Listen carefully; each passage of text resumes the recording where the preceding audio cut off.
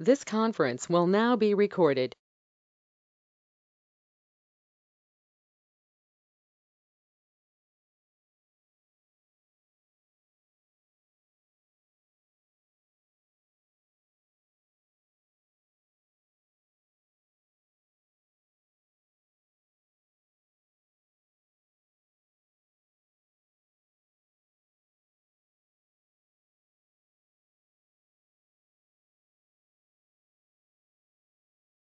Two-minute warning till the meeting starts.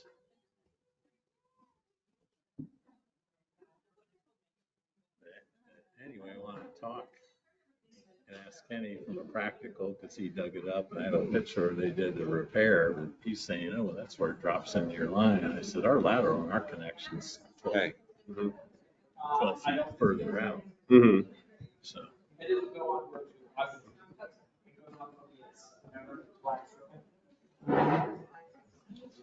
So we'll find out. But that's really the last piece. Is that me too? Good Lord.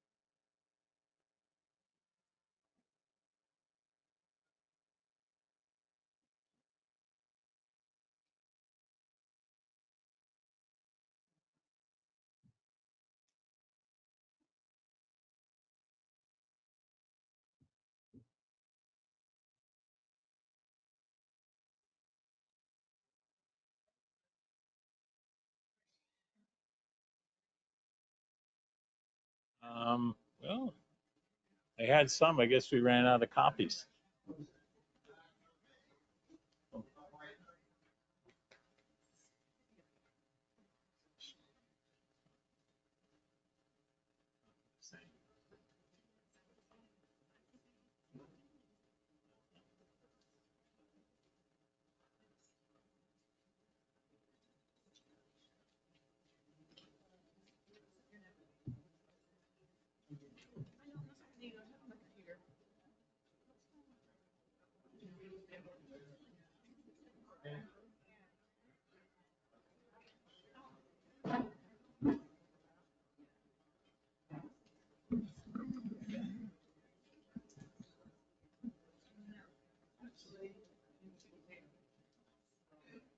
Thank you. I'll take it. There's no bad.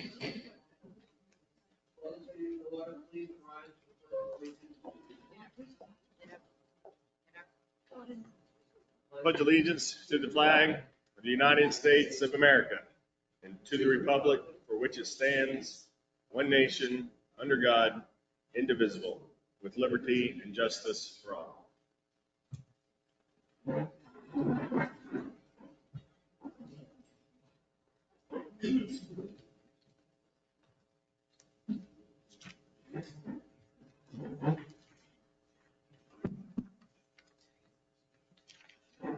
Good morning. The next regular meeting of the Board of Supervisors will take place Friday, December the 9th, 2022 at 9 a.m. at the Community Center, 3500 Edgewater Drive, Sebring, Florida, 33872. Please silence or turn off your cell phones.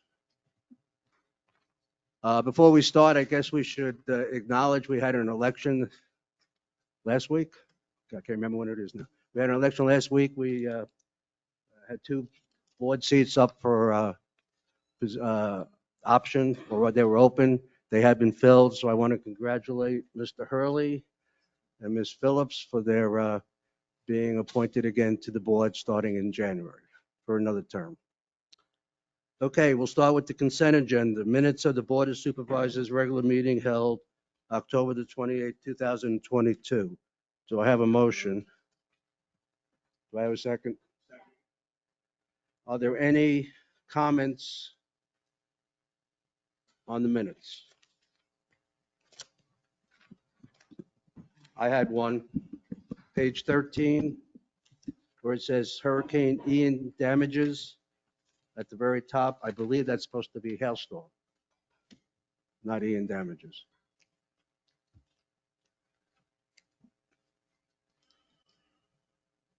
You guys got it? I mean, is that correct? Am I correct, or, That's when the 972 came through.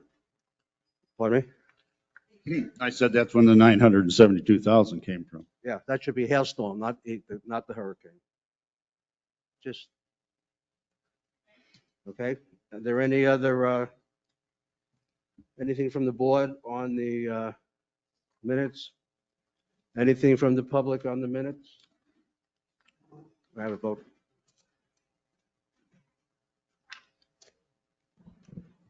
Supervisor Phillips, Yes. Supervisor Herrick, Yes. Supervisor Gilpin, Yes. Supervisor Hurley, President Brooks. Yes.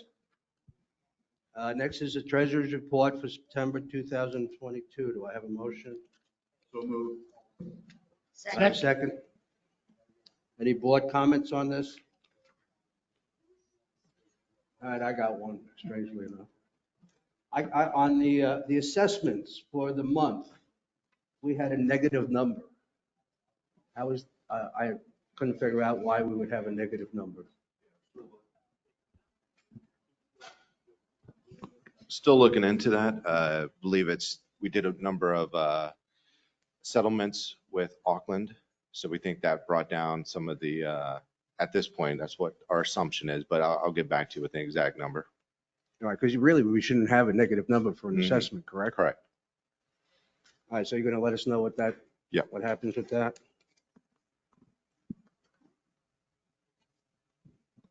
I guess the other concern I had, again, was the water and sewer rates or the collection. I just can't imagine that we collect less revenue on water and sewer than we did the year before. And if you look at the current month of September, they're both about $24,000 short of where we were the year before. And I just find that hard to Yeah. believe. I'll look into that and get back to you as well. Okay, so you can look into that one. And then I got one other question. I guess and this is for the golf people, the green tea irrigation. Jimmy, is that's part of the irrigation program? Who's green tea? Green trade, green tea. I mean, we paid them $300,000. What was that for? Was that part of the irrigation for deer? This green tea irrigation company, we paid them $300,000. Was that? That's what did it. It's the same company, and that was for deer.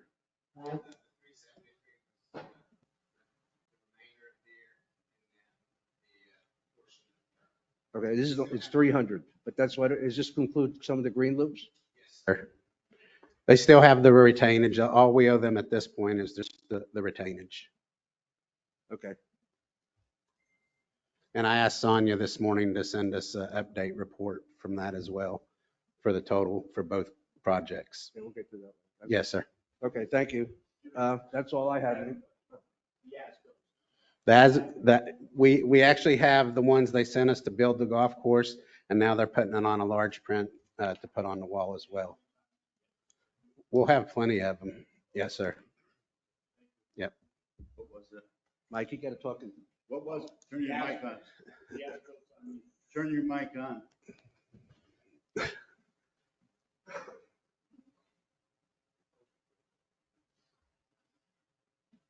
I don't have batteries, maybe. You gotta hit that button.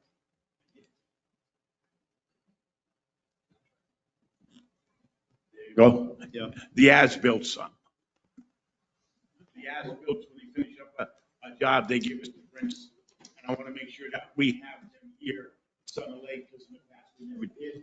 And in case we say companies or something happens to Jimmy, the next guy in, we have to have the as-built so we know what's going on. You'll have them. Thank you. Okay, anything else from the board on the treasurer's report? Anything from the public? Any public comments? Yes, sir. Jim Service resident. I've lost track of how many homes that we have sold on the far end of Matanzas, but I came before you 6, 8 months ago with a problem, a messy yard and an ugly parking situation. It got cleaned up. We had 2 homes for sale almost right next door, so it was kind of ugly. And now here we're 6, 8 months later. The guy has been warned many times to park correctly. He doesn't. He can leave his garbage can out for a week long, take it in the day before the garbage collection, and forget to put it out there and collect garbage another week.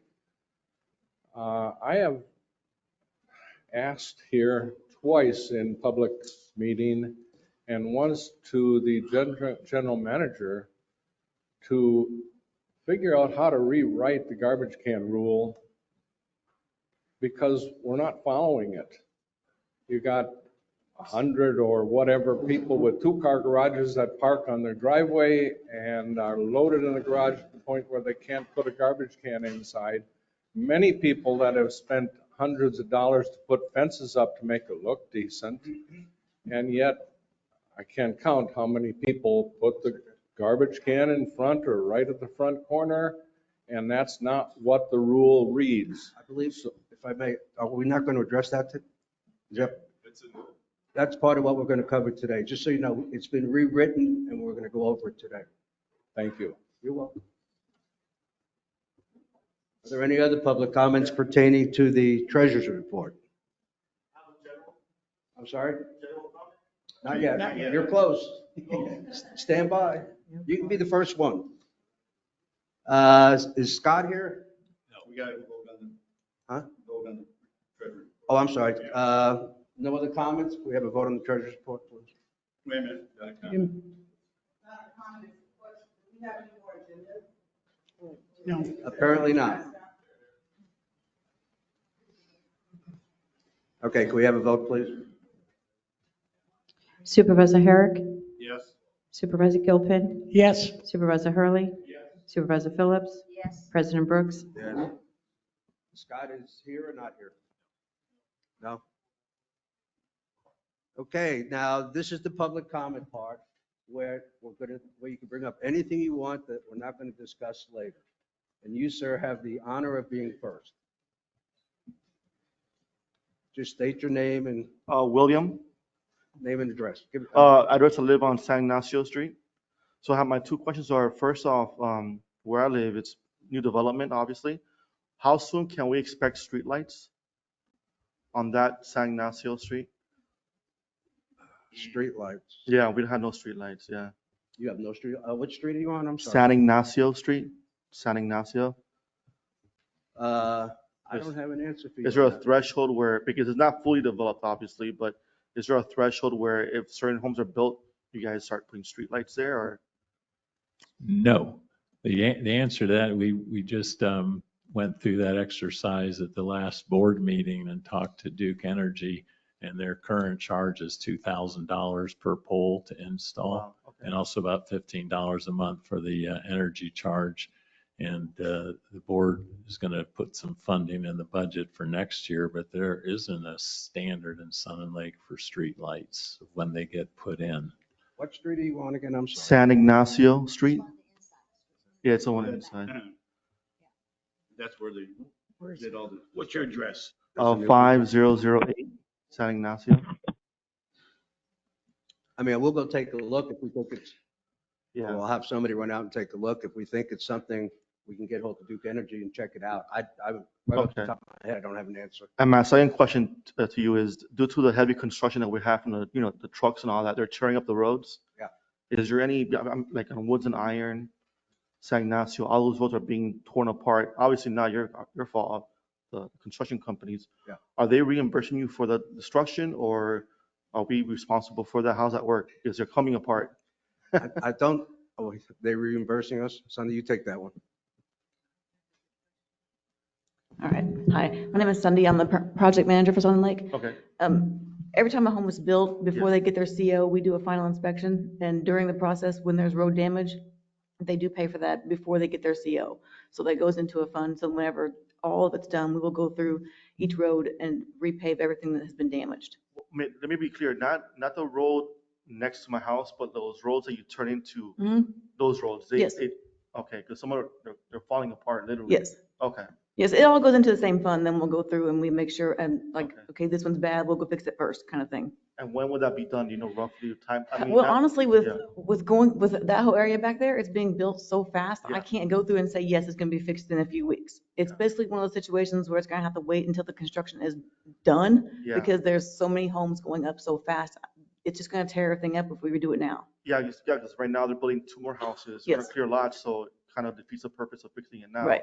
Okay, They do so- pay for it. It's They do just, pay for it. yes, it's just not getting fixed until it's done. Okay, so just a quick question, would that mean that we would have to wait until the whole street is developed prior to that being done? Pretty much, yes, because if I send equipment back there now to fix it, it's gonna tear up whatever's not broke. Okay, And then that's defeating the purpose, because then Yeah. if I fix a patch that's like 100 feet, yeah. okay, that looks good for a little bit, but then when someone starts to build again, they're gonna keep bringing their equipment back over that, Yeah, and they that's are just doing gonna it tear today, up. this morning, yeah. Right, so it's just putting a Band-Aid on it right now, Okay. and so it's basically just gonna wait until it's complete or Okay. near complete back Okay. there, and then we'll look at everything and see what needs to be done. And then again, so in regards to the streetlights, is there any way I can go online, look it up or something? How will that work for next year's budget, if it is gonna be implemented or not? Streetlights? Yeah, We yeah. really haven't decided how we're going to approach it. We just decided that we're going to budget for it at this Okay. point in time. And then we already had a request from one of the subdivisions, so they would probably be first if we go. Oh, okay, so okay, all right, thank you. You're welcome. Wasn't Ignacio listed on the roads that we were going to do next year? Dennis Swanson, Monster Drive. That whole area back there will be listed, if it's not already, because all that San Lorenzo, Myrtle, Pebble, all that back there is eventually going to be fixed. And like I said, I charge the builders before they get their CO. If they don't pay it, they don't get the CO. I know I've been here several times complaining about the problem with water on Monza, because from 2701 to 2817, it's almost like a retention pond. I've done a little research on this. I sent emails out about my thought that there should probably be a second drain. Now, there's consideration of it. I've never heard, the engineer, nobody has ever come around and told us of any possibilities. But the right side of that property could easily be a drain put in. There's nothing in it. They could go across the street. There's an empty lot there that's being sold for $8,000. Was bought for $3,000 on it. They could put a retention pond in there if they didn't want to go all the way down to Sunrise. Now, here's the problem. I've made it very clear that the house is set up in a manner so 90% of all rain that comes down on that property runs on its neighbors. Now, that lot is 0.67 acres. It is 3247.8 square yards. A square yard with 1 inch of rain is 6 gallons. So if you have 1 inch of rain on that property, you're going to have 19,452 gallons of water pouring down on its neighbors. That's just ridiculous. There's got to be another drain. The drain we have, the last storm, was completely plugged with sand. It always gets plugged with sand. I've had sand piled there 3 different times. The last time I had 60 pounds of sand blow out of the drain. It had to they came and shoveled it away. So this is a disaster. When we had the hurricane, I was blocked into my house. My neighbors all had their garages full of water. I had mine full of water. They had their lanais full of water. I had an 8-foot river to the right of my house and a 10-foot river behind my house. And if anybody can tell me that we don't need a second drain for this location, I'd like to know why. And I would like to hear the engineer say something about it. I mean, I've known times that they've come over and looked at stuff, but nobody ever says anything to us. We don't know. But I know my neighbors have been putting up with this for 18 years. And it's just not right. It just so happens that Monza Drive is like this, and we're this. So no matter what we do, I mean, we had a misty rain the other day, I was mentioning that. We hardly had anything come on from Nicola, but 3 lots on the right side of that property were underwater. The lawns were flooded. And you didn't have any rain. Problem is, that drain that goes across there is always full of water. Okay? So every time you get a little rain, it pushes the water out. And some of that water, who knows? Mosquitoes are growing in there, who knows what? All I'm saying is, I think that this project should be considered to put a new drain. And if not, well, I don't know. All I can do is ask. Thank you, Dennis. As I told you before, we started the meeting. I'll be happy to meet with you and Drew, and we'll take a look at what you're talking about, try and decide what's the best possible outcome to fix it. Well, I appreciate that, Ray. That's all I could do. I have no knowledge. I'm not an engineer, so I can't. Well, I I think can't. everybody can understand 19,000 gallons of water pouring on your property. It's a lot of water. Yeah, there sure is. So I will get together with Drew and we'll get hold of you. Okay, buddy. Great. Anybody else? Public comments? I'm sorry, I didn't hear that. District fees? District fees. Can I talk about that? District fees? Okay, I'm sorry. Talk about it. Good morning, everyone. Good morning.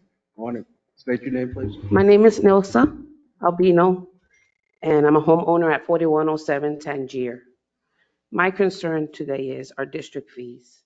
I understand there's inflation going on, but there's a lot of issues I want to address, or a few. My concern is I moved here in 2018. Back then it was $700 for several years prior to me purchasing the home. Then in 2017 it was $673.34. Then in 2018 when I purchased the home it went up to $700. Then in 2021, okay, stood at 700 for 2 to 3 years. Yeah, 3 years. Then in 2021, it went up to 728. Now, 2022, now I'm up to 764.40. My question is, are our district fees going to go up every year? Because it looked at, you used to give us, a few months without increasing. I understand there's inflation, but unfortunately, I know it's not your problem, it's our problem. Some of us that live here on fixed incomes, okay, because we're either disabled, get Social Security or whatever. And then others, our jobs do not compensate us for the inflation that's going on in this world. It might not be your problem, I understand that, but it's something that we need to address as residents here, because we love living here. But the root of all evil is money. That's how I feel about it. And it's like a chain reaction. This goes up, this goes up, this goes up, but this back here doesn't change. So it hurts us. It might not hurt some other people, but it hurts a lot of us nowadays. Things are very hard. It's very hard living nowadays, even to make ends meet. And so my concern is, are these district fees going to continue to go up? Because I've only been here since 2018. I'm already at 764. So my concern is what's going to happen in the next year or two, on top of my mortgage, my insurance, my water bill, I have to eat. Okay. And now I have this concern with this district fee going up now yearly. Is this something we need to look forward to now, that we're going to get yearly fees now every year? That's my question. What are we going to do about that? What's going to happen to your community that loves to live here? Yes, there are many concerns. Everyone will have different concerns, but if it hurts the pocket, our income does not change. Our employees are not raising our financial needs to meet these needs. Then we get stuck living in trashy places, which is not fair to us. But, I'm just expressing my feelings as to what these things lead to, when you can't live in beautiful communities because things go up higher, higher, higher, higher, and you're forced to sell your home and go live somewhere where it's not so nice, you know? And you have people that live here that are committed, that pay your district fees, that take care of their homes, you know, enjoy living here. But, you know, it's like, are you going to chase your community away by raising all these fees? You know, that's what I wish to address. The other thing that I would like to address was my garbage can warning, which I found it ridiculous, to be honest, because I've had it, the way my house sits, I have two big palm trees, okay? I cannot go to this side of my property because I will enter my neighbor's property with my garbage cans. I cannot do that. I cannot go with my garbage cans into my neighbor's property. I refuse to put them inside my garage. My garage is not meant to put my garbage cans in. That is to put my cars, my vehicle, my washer machine, you know, and my tools, not my garbage cans, okay? My garbage can does not bother anyone where they were at. They were kept nice and clean. You could go drive by there and take pictures 24/7. Nice and clean. Never a drop of garbage near my can. Why? Because I love my house to be clean. I do not like garbage sitting in front of my garbage cans. Everything goes inside my garbage cans, not outside. I will wash those garbage cans with bleach and water because I do not like them to even stink, even if I put garbage in there. That's 5 minutes. Okay? So that's what I wanted to say. Okay, That's telling me to. thank you. I guess I should comment on what you're saying. The garbage can issue, we're going to discuss that later. Okay. We have a Thank you new very policy much. that we're going to look at and decide, but it will be for everybody, not just, there will be no exceptions to it. I should let you know that. Thank you very much. As far as your concerns over the assessments, I can't give you a good news. I mean, we are looking to raise assessments probably for the next 3 or 4 years. On a yearly basis. I'm sorry? On a yearly basis. So I mean, I can't see all the way out. I can only see the next 3 or 4 years, and it looks like we're going to be raising the assessments. The district has some obligations from a drainage and sewer standpoint, a water plant standpoint, that has to be addressed. And there's just no other way around it other than to raise assessments. But there's a lot of people moving in here. As you said before. There is tons of homes being built here. I understand that. Southern Homes have sold tons of homes. D.R. Horton sells tons of homes. T.E. James, there's tons of homes and home buyers here. Ma'am, I understand that. Trust me, we would not raise your assessments just for the sake of raising your assessments. If there is a need to raise them, we have to raise them. And we're going to make some people unhappy. I understand that.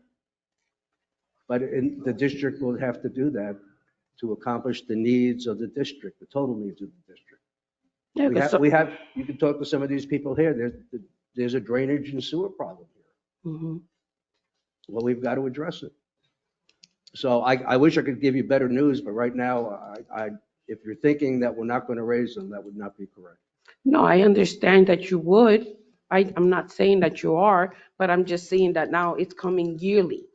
You know, it's not Well, a break in the increase. We It's did go now about 8 or yearly, 9 so years that's without why. raising them, which is probably a mistake on our part.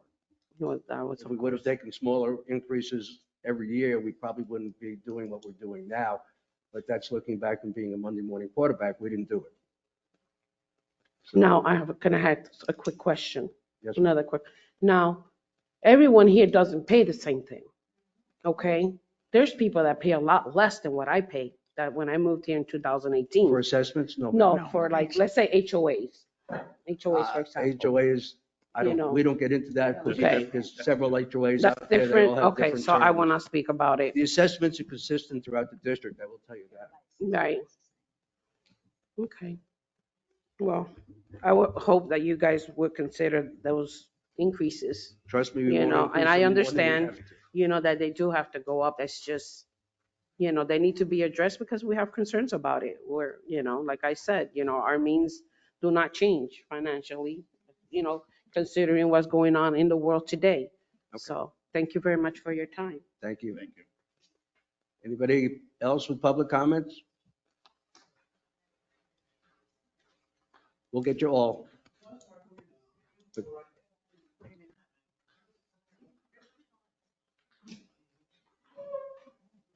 Dr. McKinney, 4216 resident. I was just want to comment and Vicky telling that. Was there a way or is there a way for the people that vote you all in and we sit here and take your suggestions, trust you to lead us? Is there a way for us to request that, you remember like during the COVID thing, for example, this of course is hindsight, but I would have supposed it would have been done. Why aren't freezes allowed? When I attend the commissioner meetings, the HREC meetings, Tea Party, there is a possibility for you all to put freezes on raises. Like you were saying, there's times when you just don't raise things.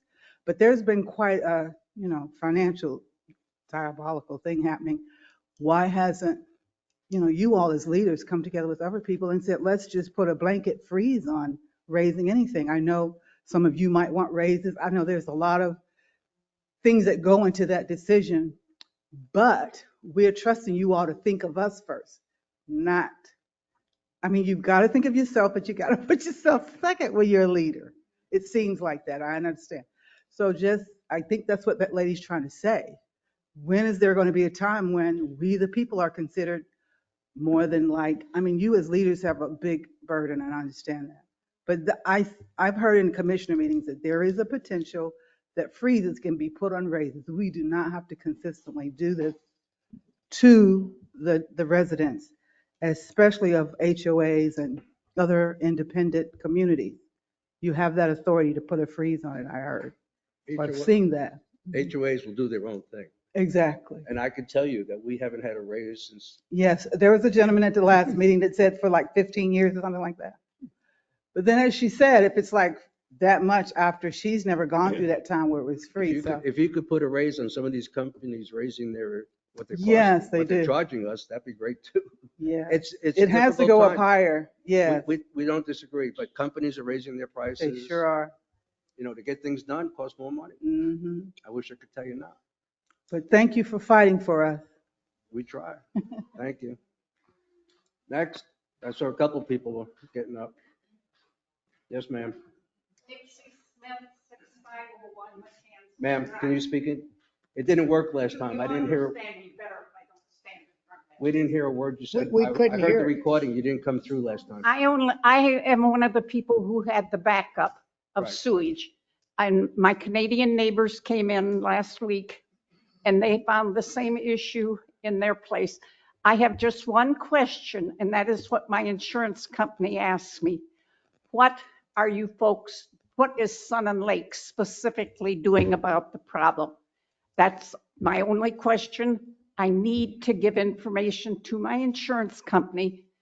They have my claim. I have to have my house evaluated.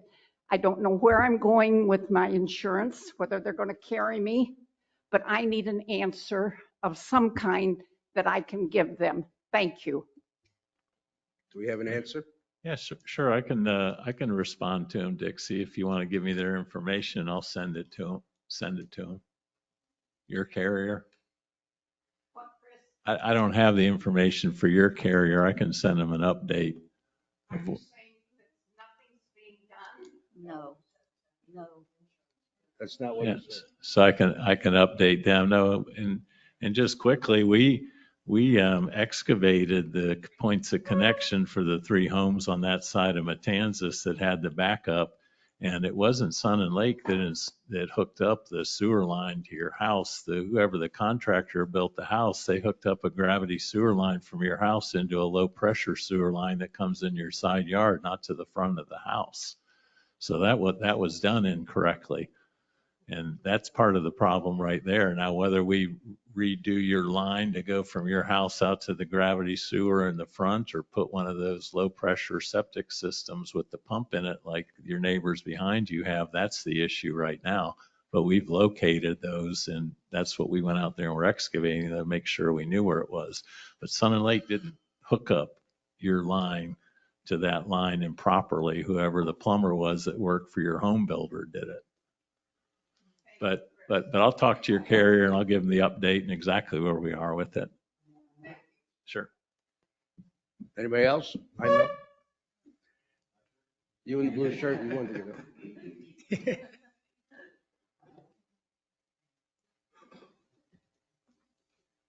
How y'all doing today? Good. State your name, please. My name is Joshua Spring. I live down on Bianca Street. And my question is do we have rules that we all have to abide by here in Sun and Lake?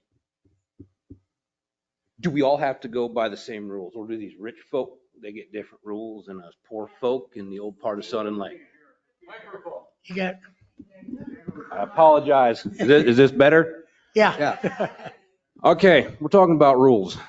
I like rules of engagement. I'm very fond of them.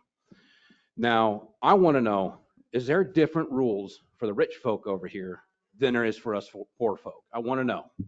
Not that I'm aware. Well, I haven't seen two sets of rules. okay, that's what I needed to know. Okay. So when I drive through my neighborhood, there's, well, people have trash out in the front of their house.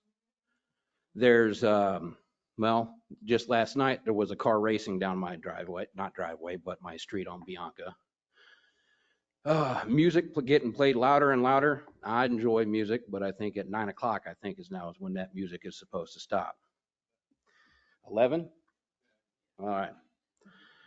Well, anyway, why is there nothing being done about with anything down there? But yet when I come to this side of Sun Lake, I see people out, I see the security guards out here on this side of Sun Lake. I think I've only seen a security guy maybe twice since I've lived in Sun Lake on Bianca.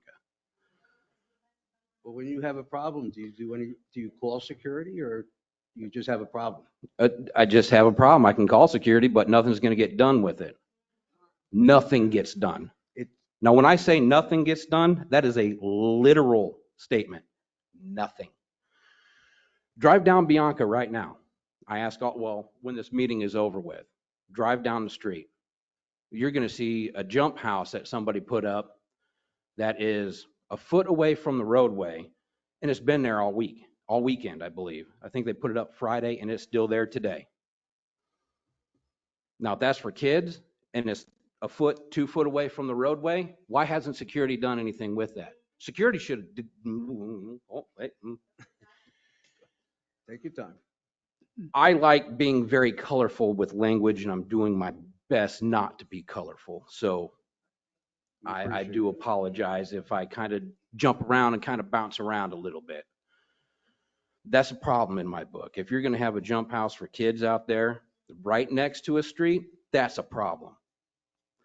You go a couple houses down.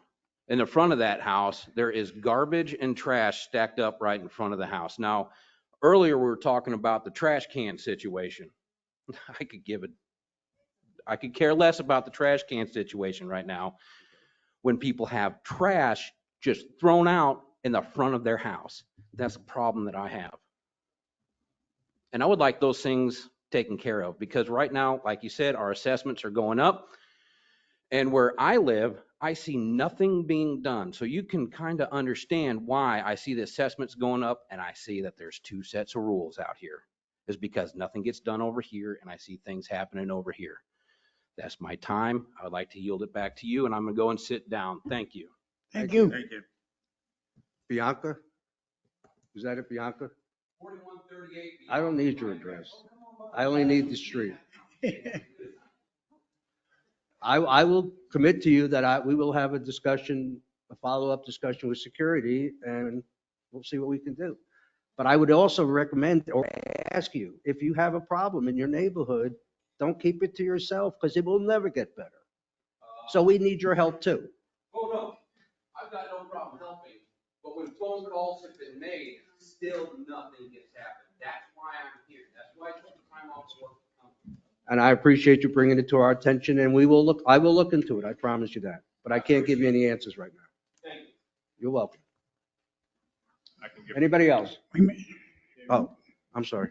So I can give one answer, that the district does not have noise ordinances, so noise ordinances have to be directed to the county.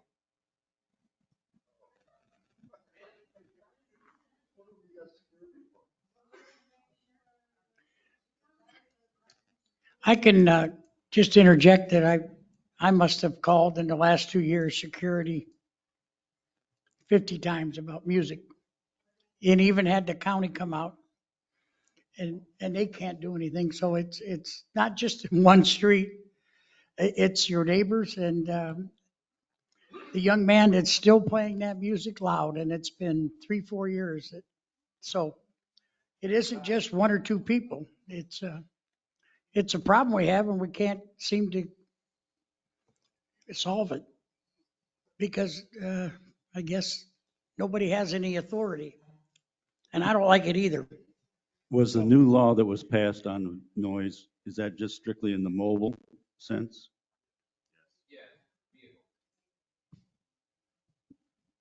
Anybody else with public comments? Yes, ma'am.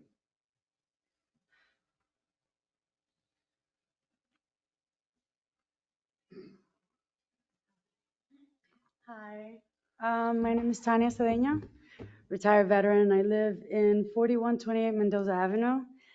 You guys probably hear that address a lot. I'm piggybacking on his fact of that there's two rules, because just in the area of Mendoza and Granada and all that, I have over 20 violations that have been there for months. Nobody says anything. I receive, whether it's for my grass or my car or anything, everybody parks on the grass, but nobody gets a ticket. I do. I've made a prepared surface in my backyard for my truck. I got a ticket saying it wasn't on a prepared surface and that the truck isn't registered. Why would you assume that? The truck is registered, it is on a prepared surface, and it is in my backyard. Then they say you can't have it in your backyard. It's my backyard, and it's on a prepared surface. It's registered, everything is done legal. Then they said the grass was too high, and I go, the grass isn't too high. I measured it, and they go, it's not the grass, it's the little weeds that have the V-stick. We measure that. And once those pop up, you're already in violation of the 8-inch rule. But the most hypocritical thing is that if you go to your front building right now, or all Sun and Lake Boulevard, the grass is this high, okay? And then the grass is this high in certain areas. So you can't come to my house and tell me that my grass is too high because I have the little V weeds, when all of Sun and Lake, if you go right now, you'll see it. Then I get in trouble for the hurricane debris, the trees that got knocked down. I put it in my backyard, correct? In my backyard where all of Sun and Lake had it in the front yard. And I go to the guy, why would you fine me for that debris if I put it in my backyard? And he goes, because it's supposed to be in the front yard. How does that make sense? You're gonna fine me for what all of Sun Lake has? Then you have the rules of when you can take out the garbage, right? Cool, I agree with that. 12 hours before, 12 hours, whatever. But if you go right now, I know we have a code enforcer or somebody living in 4106 Mendoza Avenue. Right next to him, there's a house that has had the wooden fence panels there since the hurricane. Nobody's given them anything. So I don't understand what the double standard is. Then since I moved in here, I'm a veteran with PTSD. I'm paranoid. I have a lot of mental issues. So to feel safe in my house, because I live with my mom, I built a fence all around my house. I went to the city and got a permit, and I got permission. But my neighbors or whoever keeps coming says they don't like that because it looks like a fort. Who cares? I feel safe. I don't need you to care what it looks like. I feel safe. We're not in an HOA, even though assessments in the HOA really similar. You make up the rules or somebody makes up the rule and we pay an annual fee. Same thing, except with HOA, it includes, the gym and the pool. Here we have to pay an extra fee on top of that, and then you got to pay a fee every time you use it. That makes no sense. So what I'm saying is, I have a list, and I will go to the office and give you that list of all the violations that are still current right now. You get me? And the fact that now I have to pay another fee to get a separate petition so I could keep my fence because somebody is complaining that they don't like having my whole house covered, okay? And you can see my front of my house, and I put a chain link, but they don't like that it's in front because it looks like a fort.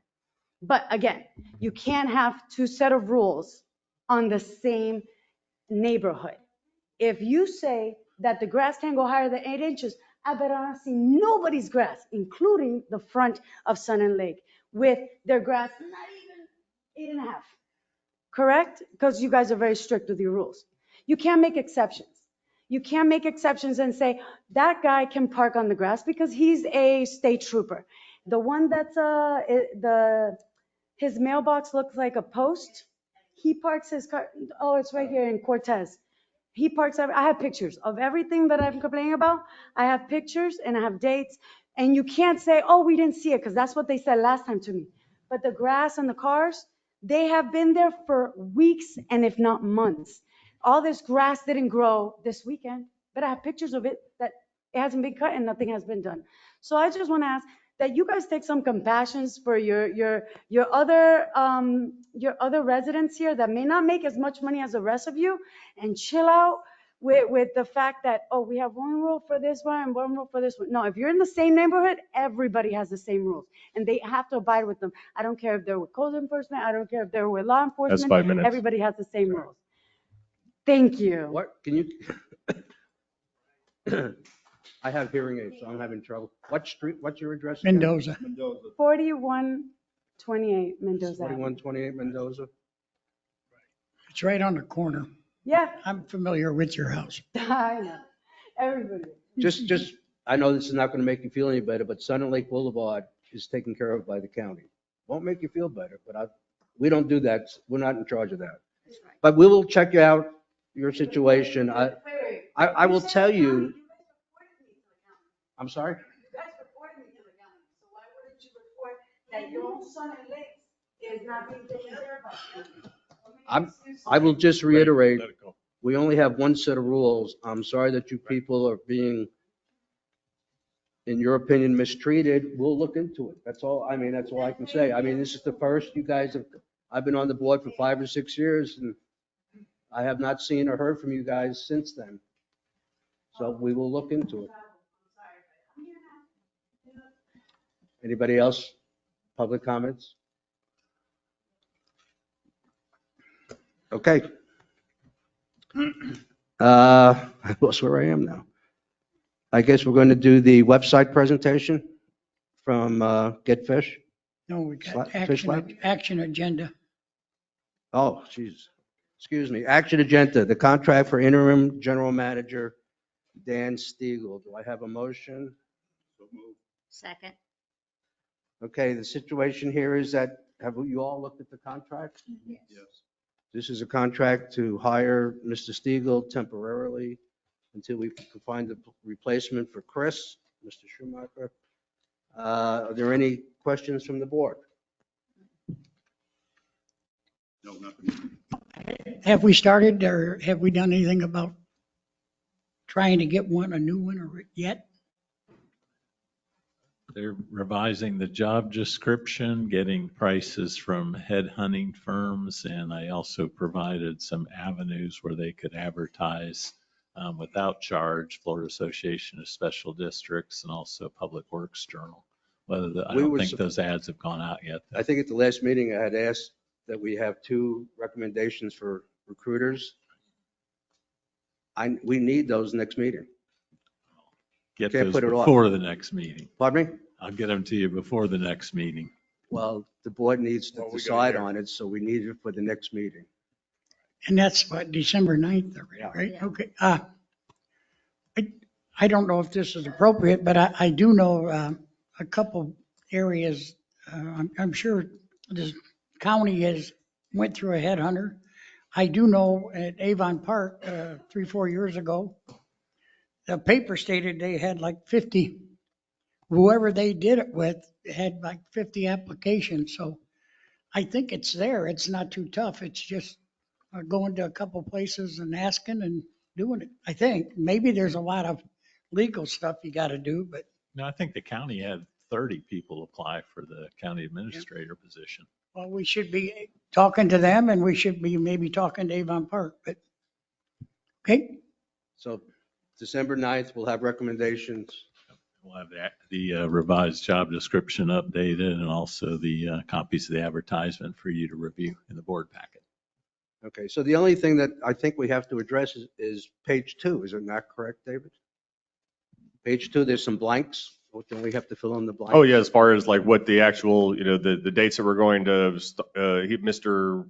Stiegel will officially start his quote unquote training period. Right. So just so you know, I did speak to Mr. Stiegel over the weekend, and he is available to start tomorrow if we agree to that. And as you know, Chris tendered his resignation, saying that he could work up until, I think, January 15th, if I'm not mistaken. Yes. What I would like to recommend is that we guarantee his salary through December 31st, since Mr. Stiegel is starting tomorrow. And if they come to an agreement earlier that Chris's services are no longer needed, that's fine. We'll still honor our commitment to pay him through the 31st. If we think we need to keep him until January 15th, hopefully he would agree to stay till then. But as far as filling this piece of paper out, those are the dates that I would recommend, if anybody has any objections. That's fine. Sounds good to me. Me too. So we now, are there any public comments on the contract? Any other board comments? I mean, the key here is to obviously get Chris replaced as soon as possible with a qualified individual. And Mr. Stiegel is just going to get us through the process of accomplishing that. Correct, just like you did before. So, I mean, if there's a motion that if Mr. Stiegel's ready to start his quote unquote training tomorrow, if there's a motion to approve the contract with that understanding. I so moved that we offer. Can't hear you, Craig. I make a motion that we alter this contract so that Mr. Stiegel starts effective tomorrow, and that it goes through with the ending date for Chris Shoemaker as December 31st of 2022. All right. Any other board comments on that? Any public comments on that? We have a vote, please. Supervisor, I'm sorry, was it public comment? Supervisor Gilpin, Yes. Supervisor Herrick, Yes. Supervisor Phillips, Yes. Supervisor Hurley, President Brooks. Yes. Oh, okay. Sorry about that. We'll speak in the microphone. Is that better? Okay. All right, so that is approved. I will notify Mr. Stiegel this afternoon, and he'll report tomorrow morning. Changes in voting for Board of Supervisors. I was the one that started this back in the spring, recommending that we go from 3, I guess, public seats to 5 and eliminate the landowner seats. The board seemed to be kind of in agreement to do that this spring, but the board also said, let's be fair and wait till the people from up north come down and give them an opportunity to voice their opinions one way or the other. And that's why we have waited to this point in time. So I guess I need a motion, I guess, and then we'll open it up for comments. That's where we are at this point. It's a question of going to 5 seats versus 3 and 2. Do I have a motion to discuss this? So moved. Second? Do I have a second to discuss this? Second. Okay. Is there any board comments on this?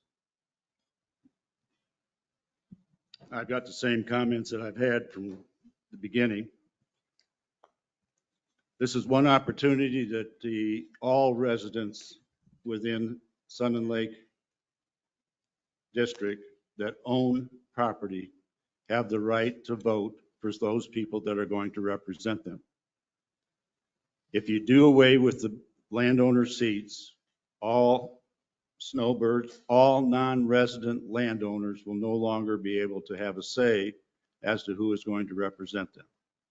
And I do not agree with doing that. I believe they should have a voice for at least the 2 seats. That's the same opinion I've had from the beginning, and I still stand with it. Any other comments from the board? I'd like to hear from the people first. I'd like to, before we go to the people, let me just say, we'll get to you guys, I promise. It's surprising to me that we don't hear from people until they are threatened with something, losing something. And for instance, we had a landowner seat that was up, or came up for election a little over a year ago. And I believe there were 200 people that voted from the whole district. And most of those people who voted, I have to say this because it's true, signatures were gathered at the golf club. And pretty much the amount of residents. Right. They can't even get back there. The amount of residents that voiced any interest in the election was basically none. And what you're losing is the ability to put somebody on the board. You're not losing the ability to express your concerns, interests, displeasures, what have you on the board. You still have that. You still can come up anytime you want and say whatever you want to the board. If I live up in Canada, can I vote for offices up there? The answer is no, I can't, because I'm not a resident of Canada.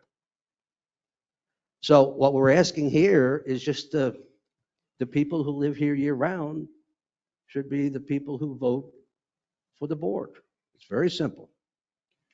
Like I said, you don't lose anything. You just lose the ability of perhaps putting a friend on the board or something of that nature. But if it goes to the public will decide, the residents who are here year round will decide on the composition of the board. I don't see that being a problem. And with that, now I'll give you all your shots. So who would like to be the first? Well, I'd like to say one more thing. In regards to the 200 votes, there's a distinction between voting in the general election and voting for the landowner. Landowner can only vote for one person for the tract. In the general election, anybody that is a landowner can vote for the particular person. So that means spouses, significant others, if they're on there, if they're landowners, they get to vote. So my 200 votes, per se, could have been easily 400 votes, and had my wife not got hurt, a lot more of these people that were not golfers, residents, would have been contacted by me to vote. So I gave up campaigning 2 weeks prior to the vote. Now, that's on me. I did it. I understand that. But while you did have a real good turnout, you had a significant general election event in the fact that we had a governor and a Senate race that was hotly contested. So therefore, we had a very good turnout. Other than that, I just think it's inappropriate for them to have a voice. Before I turn it to you, one more thing that I'll add on. I was the one who fought to eliminate the voting structure as it was for landowner seats 3, 4, 5 years ago, where we had a problem with Tanglewood being the 800-pound gorilla in the room who was able to control pretty much the elections based on how the structure was set. I said that's not fair. Most of the northern people want to have votes and they want the votes to count. And we went to the county and we got it changed for the people who don't live here year round. And it didn't change anything. Still didn't come out and vote. Still didn't come out and participate in the board meetings. So nothing changed. So that's one of the other reason why I think that we're kidding ourselves in the way we're doing things. I can go into the point that the county gave us guidance on this years and years ago, and we were supposed to have converted to 5 public seats, I think 10, 12 years ago, that we never did. We just ignored it. But, okay, let's hit, Yeah, before we move on to public comment, I just want to say that this is what we're looking at today, and I apologize for not getting into the board packets earlier, but it's essentially the same thing that was drafted, before with very minor changes. As we have, this will not get voted on by if it's approved today to move forward, it won't get voted on by the county until next year. So we will have a landowner meeting January of 2023. My recommendation is since it's almost a certainty that even if we vote on this today, that it won't get passed by the county, is I would recommend that we table it potentially for a vote until we have the actual landowner meeting in January, so we can see who shows up at the landowner meeting and how interested they are in. But the other thing I want to say is this has not been reviewed by the county attorney. Still trying to get some time with her, and not the assistant county attorney, but the actual county attorney, as to make sure that this is something we know that we can do it. The question is whether or not the wording is 100%. So that being said, so what you're recommending is to kick the can down the road? No. I'm saying if you guys want to vote on it today as is, just with the understanding that it may, once I go and talk with the county attorney, the language may change some, but the intent will not. So well, before we decide that, to Michael's point, let's hear what they have. At the same time, if this is going to end today, I don't want to take up the county attorney's time. Right, I understand that. Yes, ma'am. Sandy Quarles on Pebble Beach. Please clarify this for me. Is the issue here that board members have to be landowners? No. What's the issue here? I'm confused. The issue is the way we vote right now, we do it two separate ways, for a landowner's position and for a public position. Okay, public meaning anybody? General election. Anybody from anywhere? No, the qualifications, to qualify, you still have, it's the same qualifications for either. That you have to be a resident of Sun and Lake? Yes. Okay, thank you. That's what I wanted. Anybody else? Feel free.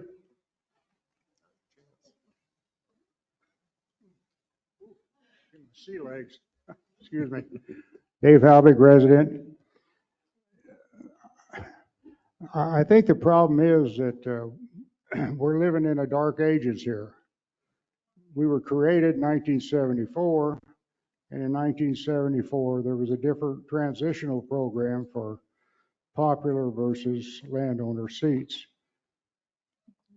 In today's world, the Florida statute says, and Java, you correct me if I'm wrong, between the 6th and the 10th year, when a term expires, it transitions to a popular seat.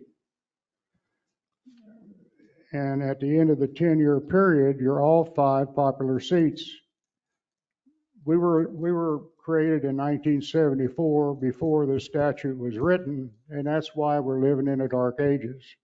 We need to go to 5 popular seats, just like any other district that's created after 1989.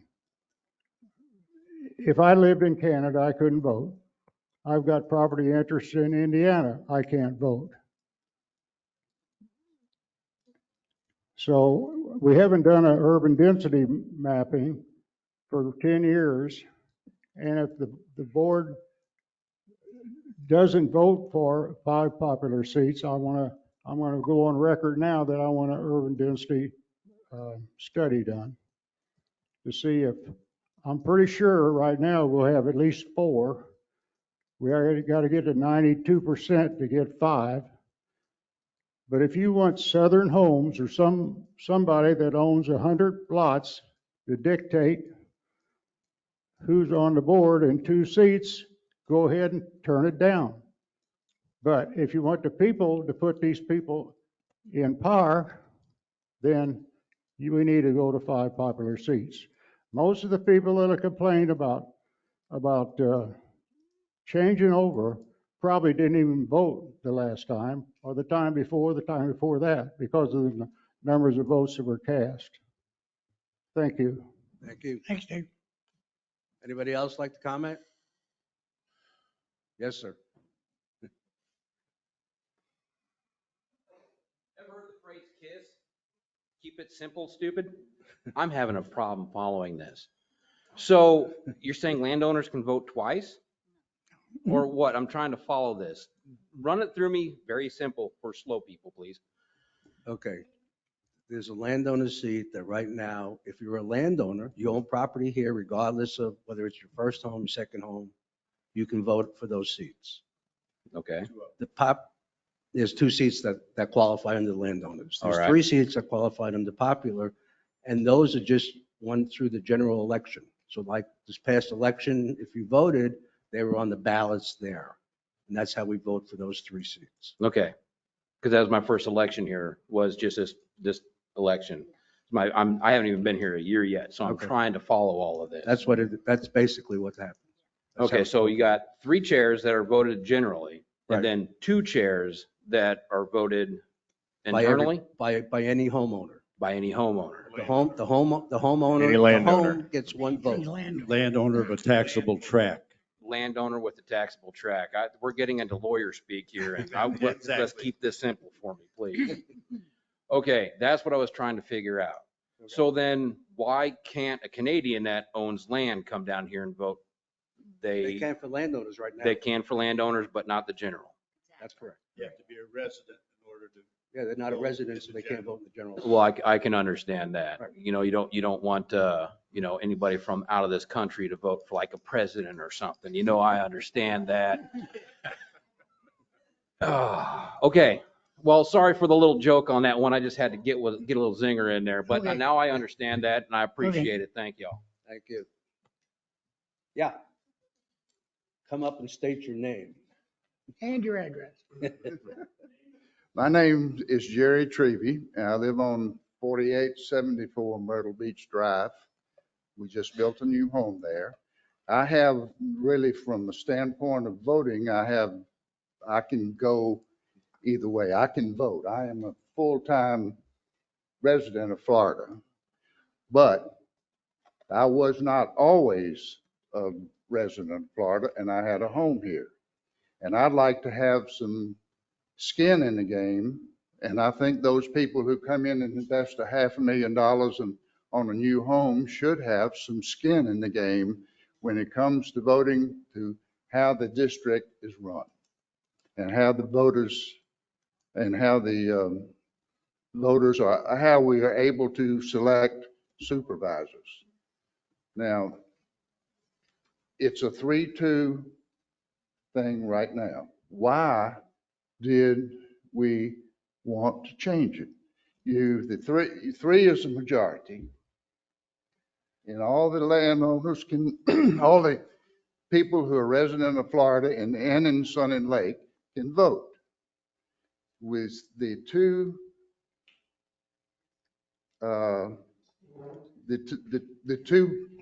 votes should be left up to the people who own homes in Sun and Lake. Okay, that's it. That's all. I need to speak my piece, and I've done. Thank you. Thank you. Anybody else? I always get the last word. I'm Donna Trevey. I live at 4874 Myrtle Beach Drive. And something's twisted in this whole process. I'd like to see all 5 seats be landowner seats, frankly.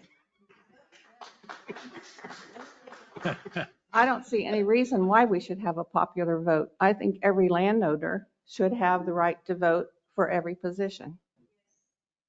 And I think that's the democratic way. And I think our politics have become twisted in this country. And this is another example of it, of the power being taken away from the people who invest money and time and interest. I don't think whether you're here 6 months, 3 months, 10 months, 12 months should make a bit of difference. And I would strongly urge this board to vote this resolution down and consider applying a theory where more landowners have more representation. Thank you. Anybody else? Yes, ma'am.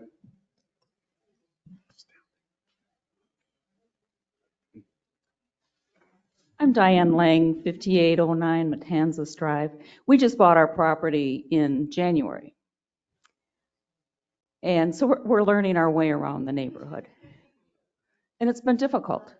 I was in local government for 32 years. This is difficult. I administered 99 elections. I was the election administrator. This is difficult. I don't understand why you would not want every homeowner to be representative and be able to elect. But my question for clarification is, you're saying property owners. So if you have a developer that has 200 parcels, they get 200 votes? Yes, ma'am. Yes. That's what you need to fix. That's what's broken, and that's what you need to fix. I'm not sure. We fixed it once, we thought. As I said, we changed it 3, 4, 5 years ago because it was really kind of weighted towards somebody who had a lot of property. We didn't anticipate somebody buying 300 lots when we set this thing up. Well, that's where your attorney, I'm assuming there's an attorney at this table. That's where your attorney comes in at, because everyone should have equal votes. We're all paying the same district fees that everyone else is paying. Okay, yes, ma'am. And also, as a chairperson, it's not really polite to laugh at the speaker. If you thought I was laughing at you, I apologize. 32 years in government, over 1,000 meetings I've attended. The board never laughs, and they always are attentive. It's decorum is what you want to do, but on a different note, I think everyone has to be representative equally, and you need to fix the difference between the property owner, the landowner, versus someone who has a house here for a period of time. Thank you. There is a difference between the two. Thank you. Like I said, I've got 32 years in this. I've sat through so many meetings. This meeting is not hostile, and it is pretty well controlled. And kudos to you for keeping that under control. But you have to listen to everybody and vote for everybody. Thank you.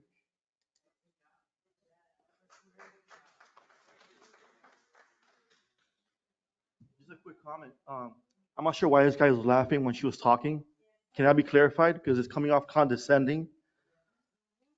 Can he clarify why he was laughing? What? Why I was No, laughing? not this guy right here. I was. Yeah. Oh, I apologize. Okay, but what was the reason for that? I mean, it was just, I'm new here as well, but it seems condescending, so I'm just asking why he was laughing. I did by no means tell me to do that. But is there a reason why? No. No? Okay. I really don't know what I was laughing about, to tell you the truth. I don't know what caused me to. Yes?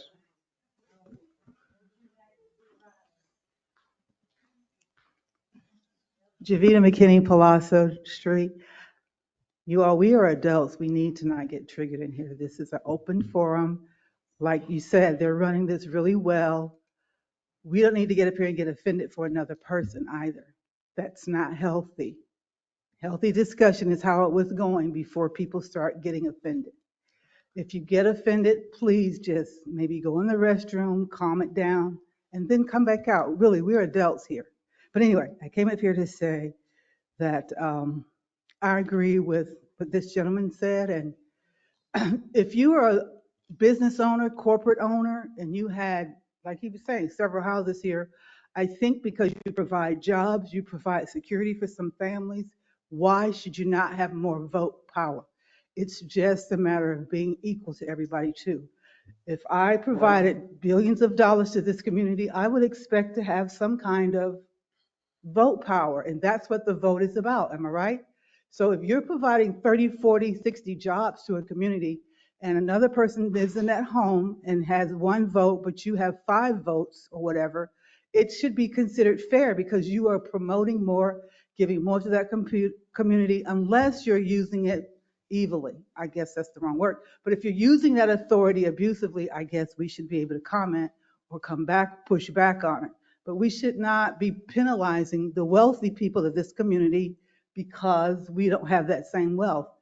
There are some benefits of providing jobs and lots of funding and financial things to nonprofits like mine when you own businesses. So I think that we should reconsider making them be in that same category of vote power. There should be a medium way to come to that, right? You know what I'm saying? If these people are angry, or not angry, I'm sorry, they're saying that the people that have 10 or 12 houses shouldn't get more votes. That should be reconsidered because they are contributing more. Okay. That's my comment. Thank you. Thank you.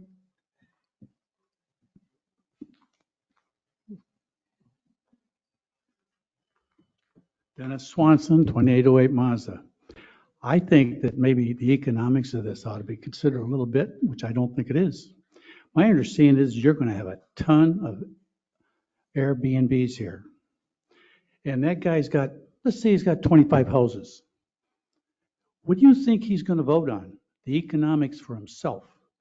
And he can be very selfish and try and promote things that only help him. And if somebody has 200 lots, think of what he can do if he's got 200 votes. He had 200 votes on that one. He could just say, I like Johnny River, the convict down the street. I'm going to vote him in. This is crazy. You can't vote. If you live down here permanently, you go up north, you can't vote in an election there. So it should be no different. If you don't live here year round, you should not be voting for anything. That's just, I just don't see the, they would, that's what's happening in so many places. You're getting power to people who then take control and try to run things over everybody.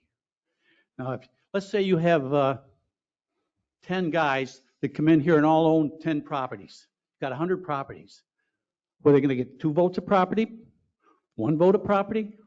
They're going to come in here and they're going to control everything. They could put a board on here that would do anything they want. Everybody gets raises in their assessment except us. We're going to put in new roads and stuff, but only on our streets. It's crazy. 1 vote, 1 person, 1 owner. Thank you. Anybody else? Okay, back to the board. Whatever we decide, when and if we decide, people are not going to be happy. I mean, I guarantee you, some people will not be happy. You can't hear me, but I can tell you I can't hear you from back there. I mean, if you want to comment, please.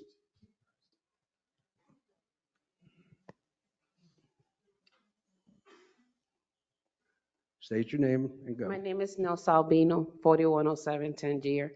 I was just stating, my comment was by your response, it seems like you already have an answer to what you plan to do already.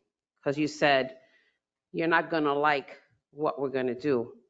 That's not what I said. Or like, well, What I said was, no matter what we decide. no matter what you decide. Somebody's Right. going to be, some people out there are going to be unhappy. And that's true. You could tell Issue. some people are in favor of it, some people are not. So not everybody's going to be happy with the decision. I That's what I'm understand saying. that. It was just the way you, like you said, it makes us, the people that are here, voicing their opinions about this matter, that you're already making that decision. That's all. It just felt that Do way. I have my mind made up how I would vote? Yes. I'm the one that it was my idea to bring it to the floor. So you can imagine which way I'll vote. All right, now it's up to the board to decide if and what we want to do, other than what I have recommended. Does anybody want to change voting on this today? I think that was one of the suggestions or that was David's suggestion. Well, yeah, so basically what I'm saying is even if we vote to move forward with this today, it's still going to have to come back to the board at some point because the county attorney, the big question we have today and what today's vote should be about is whether or not we move forward and take this to the county attorney to develop it into an actual ordinance for adoption by the county. Because the county ultimately is the one that is going to turn it into an ordinance. Right, but If we the board submitted- does not wish to make this change, let me know now so that I can stop working on it. So then the question is, does the board want to make a change from 3 and 2 to 5 and 0 or not? And then we Correct. submit it to the county for their approval. Correct. Which will happen probably sometime after the landowner meeting in January 2023. But there is a possibility they could tell us no. Correct. I mean, it's possible. It's unlikely, but I mean, it's possible that they could tell us, that they could tell us no. Okay. Do we want to have a vote today? I think we might as well. Huh? I think so. I just wanted to say something. I'm one of the landowner representatives and probably had a lot to do with why they changed the vote 3-4 years ago. My understanding was when I was elected as a landowner that I represented the contractors or developers. And that's basically why Sun Lake had landowner representatives, because if you had people coming in here spending millions of dollars, they needed a vote instead of having just the people vote. Because when you're developing something, that's what happens. I can tell you in the last 3-4 years or last 3 years, Southern Homes is a big developer here. They contacted me, which they should have, because I'm a landowner. I haven't heard from them since they contacted me. Prominence Homes bought 306 lots. I'm yet to hear from them. So things change in this area. I mean, I don't know why Southern Homes doesn't take advantage of, they have a representative, because Craig is also the other one. I don't know if they've contacted Craig. But the original idea of this was not to have individual people vote that don't live here. So, you know, I'm shocked that somebody like Prominence Homes has not contacted me. So, because that's what we do here. That was supposed to be our job, is to represent them. So I just wanted to mention that. I don't think a landowner representative now is appropriate, because it's not the way it was started. And I have a lot of friends that come down here just for 6 months or 7 months and get to vote. But I think we passed the time that this isn't needed anymore. And it has nothing to do with my friends that are only here 5 months or 6 months, but it's just the way things are. I know Prominence Homes got a hold of the couple HOAs, but they didn't get a hold of their representative. So I don't know why that happened. I don't know if it's staff or they just don't care anymore. But so I'm going to vote to do away with the landowner seats. And I just wanted to explain why. Because it's just not working the way it was intended to do. And I don't really want to take a vote away from a friend that has a part-time home here, but that's just the way I feel. And I work in the system. And I'm trying to do what's best for the district, not my friends or anything else. I think it's best for the district to go to 5 elected votes or elected candidates. So that's all I have. Anybody else want to comment from the board? Let's vote. We've got last chance for public comments. I know this is a serious issue. So anybody else want to?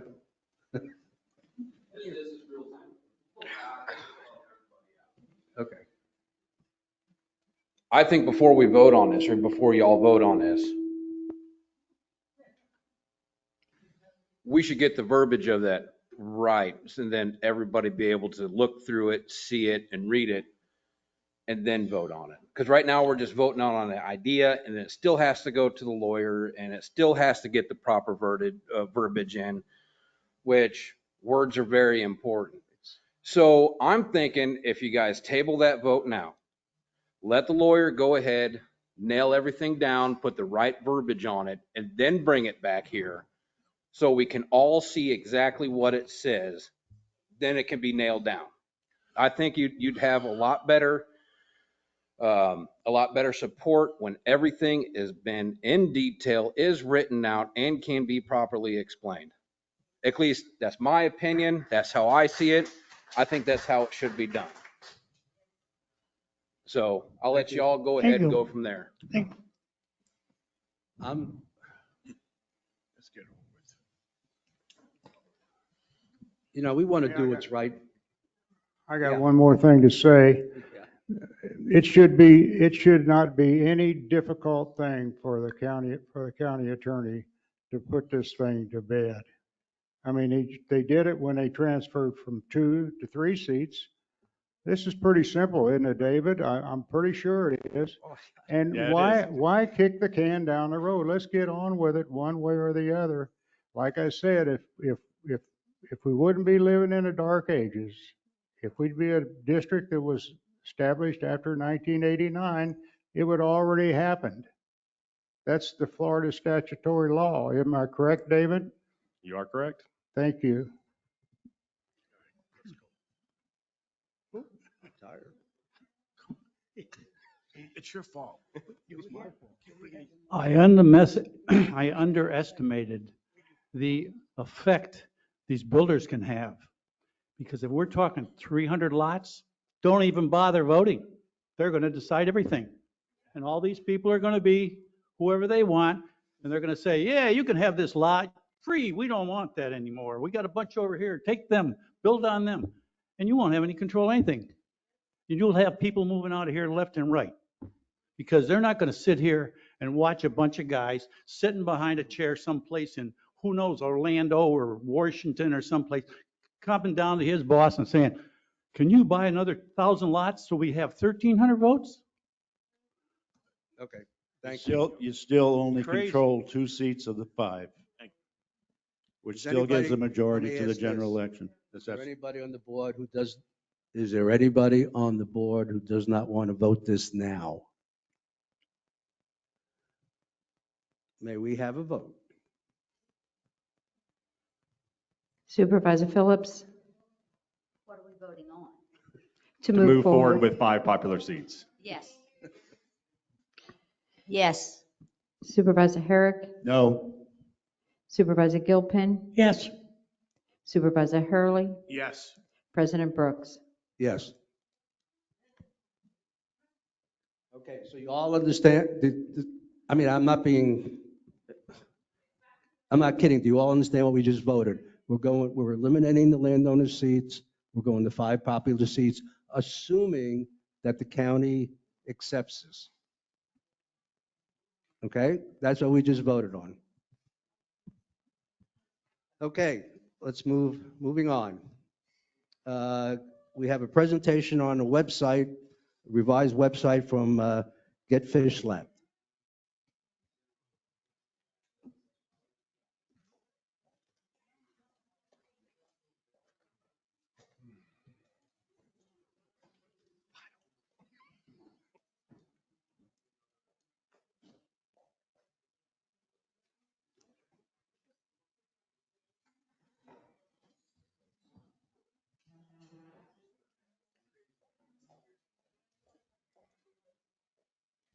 Little background, David, Chris, you want to give them the background on this, what they're doing, what we've done?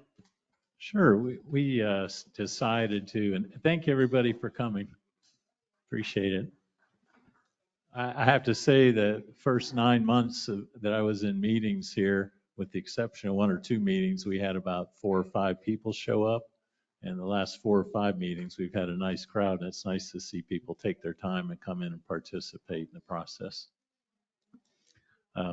We started about 6 months ago to rebuild the district's website. It really wasn't functional. It was not updated properly and not updated throughout the whole site. So we hired a firm called Revise that specializes in local government websites. And we also hired out of Sebring Fish Slap, the marketing firm, to act as the owner's representative and to help us to develop a site that was in tune with the residents. And that site is nearing completion for the development. So this is just an update. And in the next month, we'll fine tune it and have it go live. And we hope to have a lot more information, timely information, updating on supervisor activities, votes, meetings, and more updated photography and different events going on in the community. So with that, I will turn it over to the Fish Slap crew.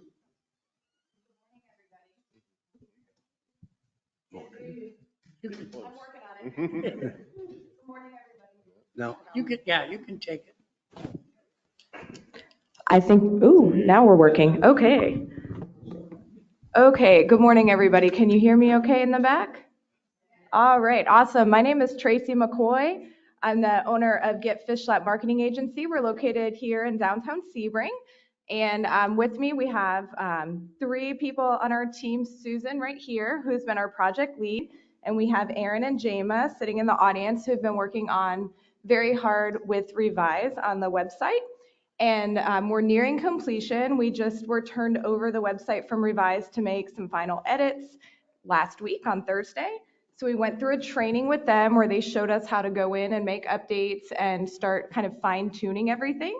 So what we're presenting to you today is just some key highlights as far as the functionality.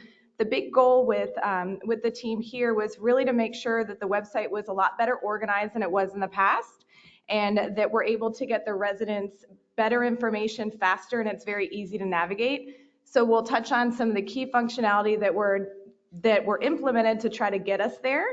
And from there, we'll continue to fine tune over the next month, like Chris had mentioned, and get this website live so you all can enjoy the enhanced communication. So with that, I'm going to go ahead and turn it over to Susan. She's going to walk you through a quick presentation to kind of show you what the website is and where we're going. And if you have any questions, we'll look forward to them. Good morning. Bear with me. I have several things I've got to maneuver at the same time. Let me go to the next slide is just showing your current website. And if you notice, whoops, beg your pardon. Up here you have About Sun and Lakes, Community, Discover, and How Do I.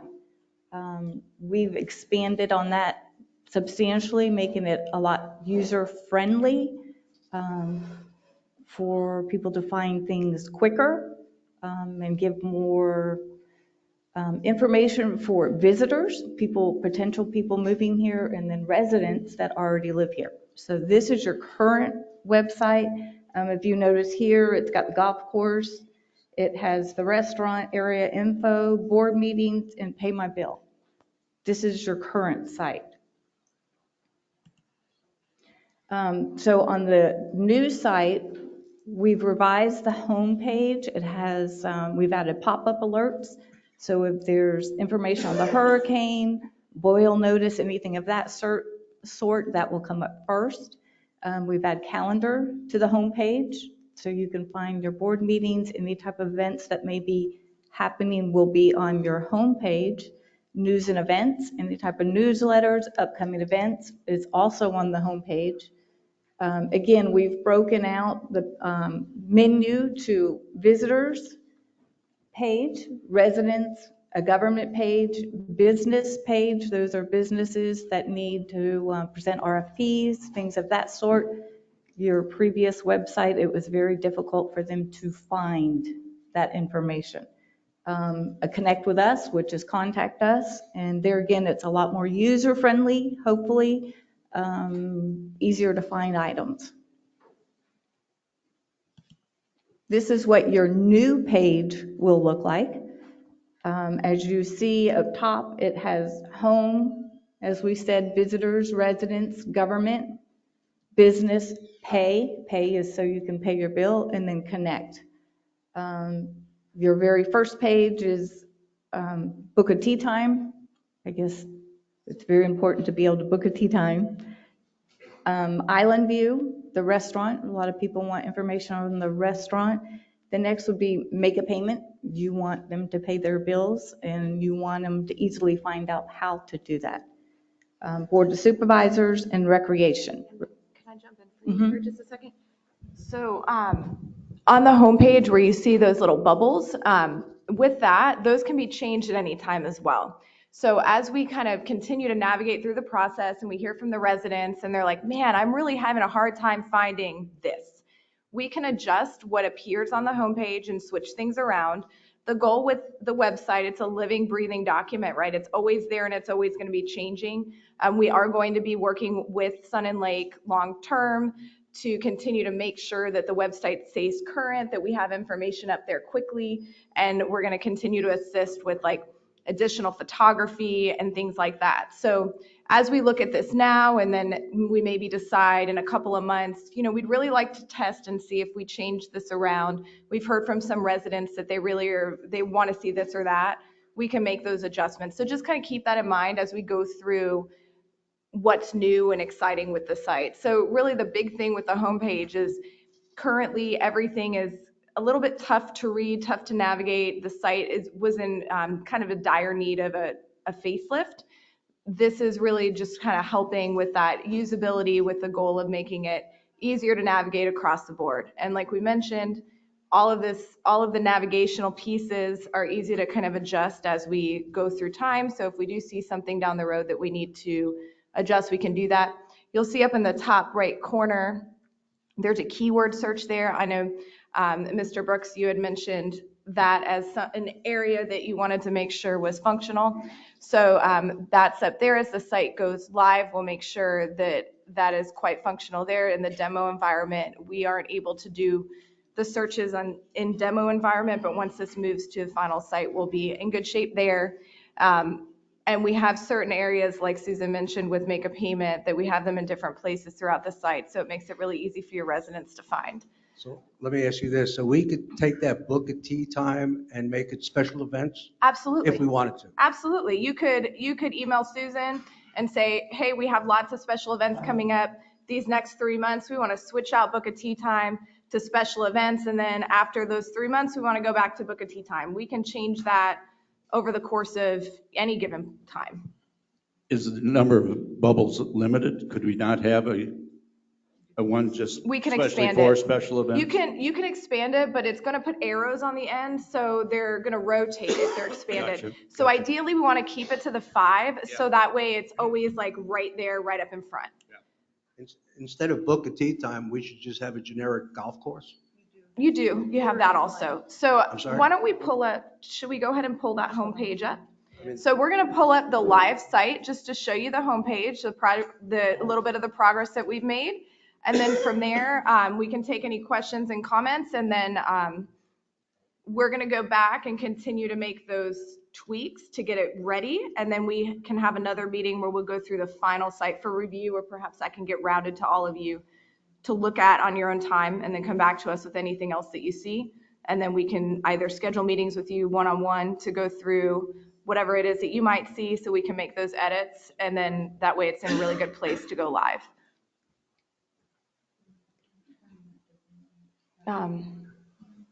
Here, Susan. It starts with CM, Susan.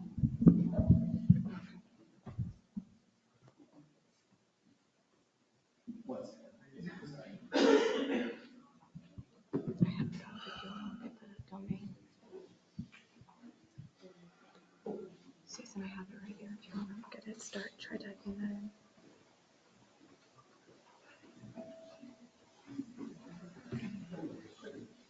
CMS2.request. It should pull it right out. That top one. Oh, There you go. And then pause the video.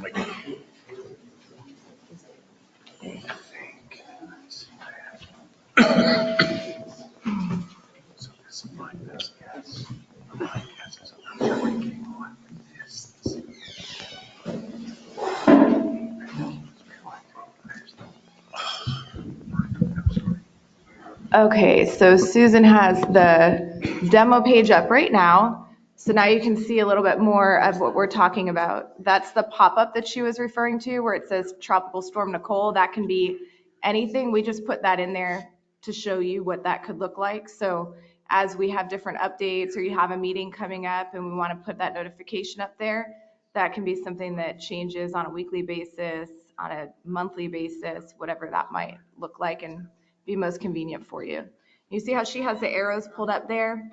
If there were more bubbles, we can continue to add. So you see how we have one more in there, just so you can see what that looks like.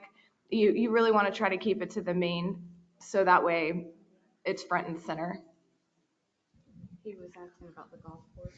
Yep, so, yep, then once you scroll down to the middle of the page, you have the other three main call to actions: connect with us, property record search, a Sun and Lakes map, and then you get into golf course, area information, recreation, and newsletter sign up.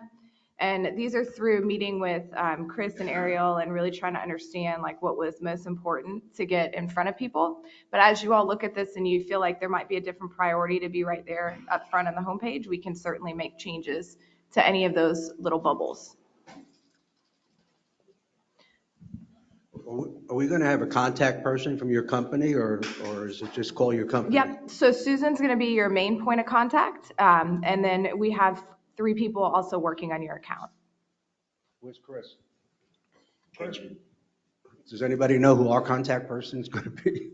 Right, that was my So question. we've been working really closely with Ariel as well on this project, but whoever Chris's replacement's going to be, we can, in Coral, we can work directly with her Well, too. seriously, have we decided who's going to be responsible from our end?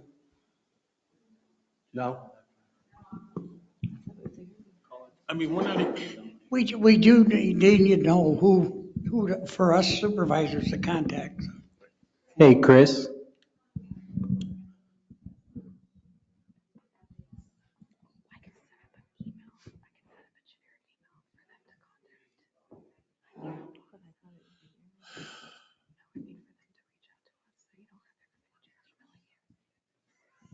So Chris, we were told that Susan's going to be responsible from their end as our person to go to. And my question was, who is responsible from our end? Well, from our end, at the moment, Ariel is, and our new, when we hire a community services director that handles that marketing side, and that would be the prime contact. But our month-to-month updates with the board agenda and the votes, and those things that are done regularly, updating, Coral will take care of that.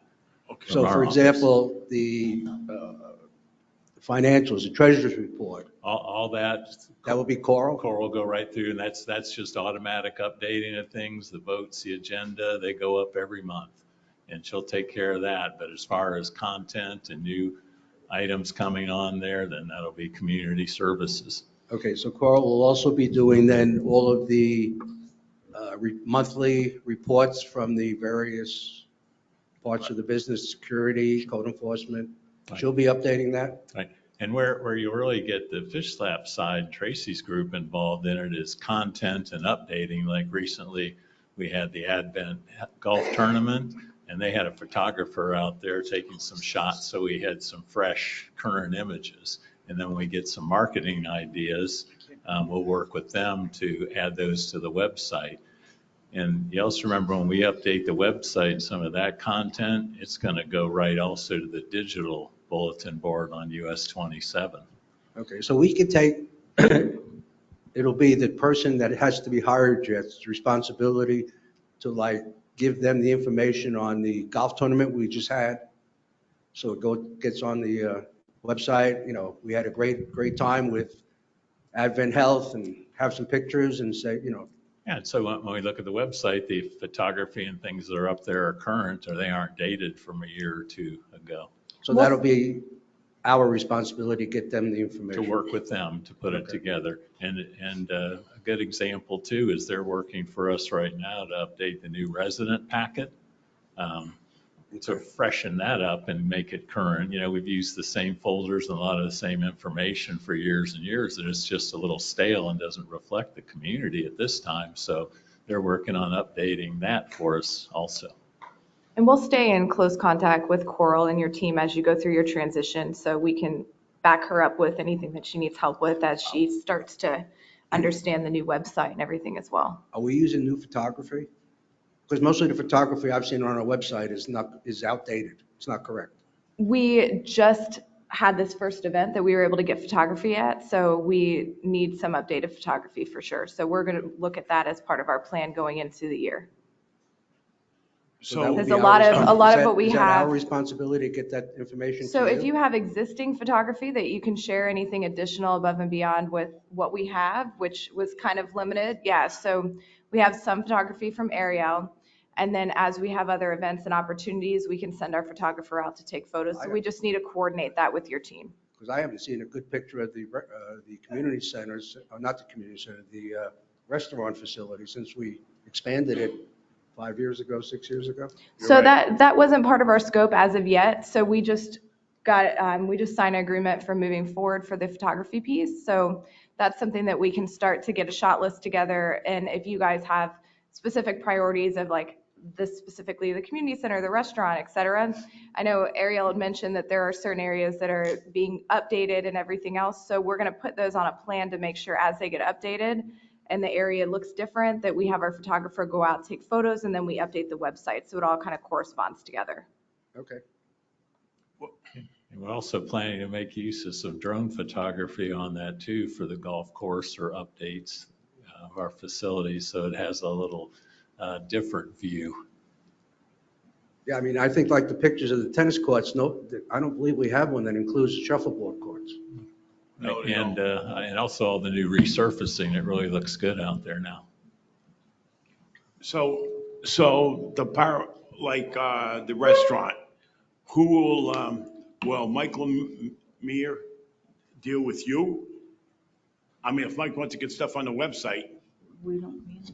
We'll talk to them We about. we don't manage the restaurant website. We're managing the district website. So if there's something from the restaurant that they would like on the district website, absolutely, he can send that over to us and we'll get it on the district website. That's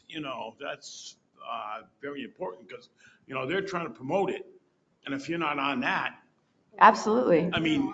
They're on here. Yes, they're on here. But if there's something specific, like if he has an event that he would like to be in the pop-up, for example, we're going to need to identify somebody on your team that this probably funnels through and need to talk through those logistics. Since you have so much transition going on right now, we may need to look at what that's going to look like, whether that all goes through Coral and then she says, here's my priority. Because if you have 4 different departments that say, I want to be on the pop-up, who's going to tell us which one? Or do you want us to decide? Yeah, so we're currently going to Island View. So if they're keeping their website current there, then. Yeah, but I want their website to be part of ours. Right, so do I. Okay. Well, I mean, as long as, that's fine. I think his question was, if that needs to be updated, the Island View. They do it. They update Island. We will do that? Whoever manages the Island View website. We do. Who's we? Michael. Maybe Mike can help with this. I'm kind of confused. So just to make this simple, so when you click on the Island View on there, it redirects to our website, which we manage on our end. Okay, so anytime we make an adjustment on our website, it's there and it will redirect from that website to our website. So if we're updating it on our site, it's in there. It's automatic. They don't have to do anything. It redirects directly to our site. If that makes that more simple. I'm going to throw out a challenge. If I don't want to go to their website, I want one website. Well, it doesn't really feel like 2 websites. It's like it's a landing page kind of in between your site. So you currently have a separate website for the restaurant that's all about the restaurant. And that is kind of in the web world, it is a good thing because then as people are looking for that restaurant, it has its own independent website, which is a common practice even in resorts and everything else for the restaurants to have their own presence. So when you click on that, the idea is that we make those areas very easy to navigate. So it's a very cohesive experience. So you don't really feel like you're going from one place to the other. With a different login? With a different login? And then if there is something specific that Mike is like, we have this, we're doing the dueling pianos event again, and let's put a pop-up on this site. We can have something else over here to help support what's going on in the restaurant, and it links over to the page. Go back, hit it again, Island View. Are we required to log in to see anything? No, not on that, Login- not on that, login not is on that portion. No, that's Login only is in the member. for you to make changes with, right? If we want to make changes, but we also have a member portal on our website. We have the member login, so members of the club can go on there and, make tea times and pay their invoices and things like that. You don't need to log in to see the website, if that was your question. Well, Well, how about the it rest? shouldn't be there. How about the rest of the community? If you're not a member, can they get on that? They can get on the website, they can't get in the member portal, which is separate, which they don't need to be, because they don't. See, my problem is I've talked to so many people that lived here 2 and 3 years and don't even know about the restaurant. So I want to make sure when they go on our website that they know the Absolutely. restaurant's here. They'll be able to go right from that website, which will That's go all I right to care. the landing page. Yeah. The restaurant is listed several places on, mainly it's first, but It's also under the visitors. It's also under the residents. I mean, we've listed it several places so several different people can So go locate back- it and navigate it. Hit the island view again, if you would, the circle. Oh, so if you scroll down, you'll see the menus, is that the deal? Mhm. Okay. It works just, it's his website. Oh, okay, that's good. I like that. Go back to, for a minute, please. How about, One more. Go back to the bubbles. The bubbles on Book a tea time. Takes you right to book a tea time. yeah, I see, I think the book of tea time should just be generic golf course. Which there is one, but the tea time is first. That's certainly up to You you talk guys. about the golf Wait. course, and then you book a tea time based on what you see on the golf course. That's certainly where Tracy said you can change the boxes to however you want. I mean, there is one for the golf course. And it takes them To the golf course page. On the restaurant, if I hit the restaurant and he's having special events, is there a way to get it? Is it there?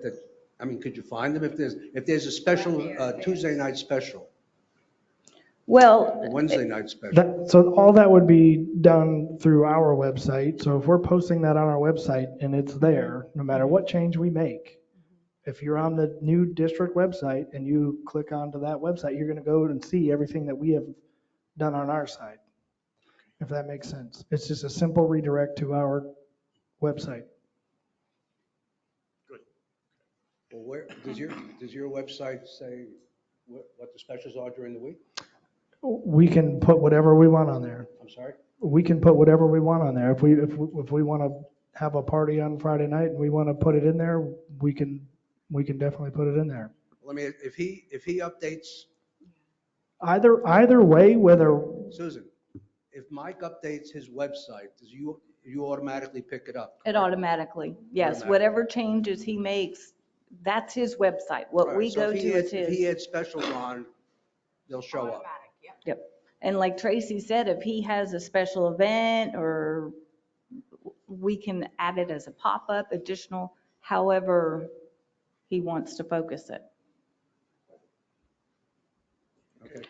And Tracy touched on it. The importance of them having their own website is searchability, because some people are not going to go to Sun and Lake Improvement District to find his restaurant or to find the golf course. They're going to go strictly to the restaurant. But this is part of Sun and Lake, so that's why we felt it's very important for it to be very prominent on their homepage, to visitors, to residents. It's on there several times for people to locate it. Okay. And one thing we added too in discussions is quarterly updates to the board on website traffic. How many people are logging in? Where are they going to? And so it can tell you how effective it is. So that I think is going to be a big plus for the board to understand and us to understand when people log in. And you can also make changes to the website based on that traffic, or you see a lot of things stacking up on this side, go, well, maybe we need to split it here. Yeah, so we'll be able to provide those analytics reports to you all quarterly on how the website's performing, where the traffic's coming from, and how people are interacting with the website. So you'll be able to get a better idea of where traffic is coming from and where it's going. And then thus make recommendations. Absolutely. Then we can make recommendations that, wow, people are spending a lot of time they're all clicking over to Island View. We should put those specials and have them rotating right on the homepage too, so they don't even have to click. So we might look at some of that and make some decisions on a quarterly basis. I told you before, my biggest concern, or one of my biggest concerns, is the search, what search engine, is that what you call it? The search bar up top. Yeah, every time if I put in there, board budget 2016, I get 75,000 pages and I don't get the information. I have to go search, I have to go scrolling and scrolling and scrolling. Whatever I put in there specific, it doesn't come up. Could we fix that? So we're going to look at that and take that comment back to revise and maybe get some best practices on how to search in the keyword bar to make sure that those come up better for you. We also made the navigation a lot easier, so hopefully it's faster for you to be able to find those minutes and things like that you might be looking for. I mean, do you guys have that problem? I mean, you put a search I in. believe it's under agenda minutes, if you want to click on that, Sean. You also have to consider too, how far back you want to go with this data, how many people are searching for that type of thing versus having it available through a request for public information. Because if we have it on our website, it has to be ADA compliant, which is about $1 a page. And if you have 2 people going in and looking at board meeting minutes from 5 years ago or historical, I'd say you don't pay the money to store all these documents and convert them. Just say, well, send us a request, because quite honestly, we get requests like once or twice a month. Well, that's fine. I don't know what our requirements are. Whatever they are is what we should adhere to. Yeah. I know we're required, right, by law to.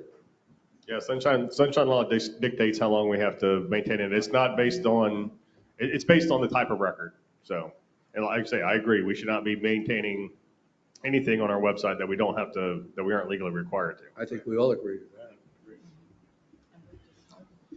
So the other question comes is, who cleans it up? Coral's raising her hand. She's been taking some courses on records retention and disposing of records and finding out how much paperwork you have to file even to throw away 10-year-old I mean, there's a records. lot of stuff that has to be done. We don't have the proper listing for the supervisors. I mean, there's a lot of things that need to be updated. And I don't know. She's going to be a very busy lady. Okay, thank you. There's your meetings and agendas on the new website. You found that under government? Are those our meetings? Yes. Yes. Oh, that's good. So scroll down. You shouldn't have to go through the search bar, but. Wow, it's a lot of meetings. Yes. Click on the minutes on one of them. Any of them, it doesn't matter. Minutes, 8-5 maybe, Susan? I can't. The one. Oh, thank you. Very good, thank you. Cool. Very good, thank you. So that's one of the really nice features with the site. It's just very easy to navigate it. So if any of the residents or you all need to try to find something, they're very fast to get to. So I think, do you want to scroll further down? Was there anything else that we wanted to cover? We looked at the pop-up. We have latest news and events. Now we do need to get some of that information from the team so we can fill that in there. But that can have 4 blocks and then that scrolls. And then we also have the calendar features there with the most current upcoming events. And then once you click on see all events, you can see the calendar and it'll show you the calendar for that month. So that's another really cool feature that makes it very easy for you to see what's coming, like right now. And then if you want to look to the future, then that's what's coming up. So that information will be provided by the person we still yet have to hire, Right. correct? Is that how And it Coral works? works on that, especially the month-to-month meeting agendas, meeting minutes, events that are coming up, the meeting schedules, those are. That she Okay. handles it, but the creative and marketing side and updates where it needs some polish, we'll work with our partners. Do you guys have any other questions for us? Mike, Any public? do you have a calendar of events on your website? And it lists the outside tournaments also? It does or will do? Just you yell. Thank you. Any other comments from the board? Any public comments? So Thank you. the next step is, We met, Greg. Yeah. oh, I'm sorry.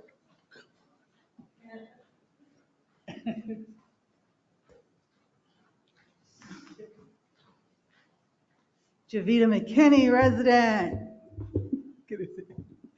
I wanted to comment that is this website possible to have surveys or things that concern, like the thing we voted on today that was well advertised? I noticed it because of that newsletter that went out. It was larger and it highlighted it.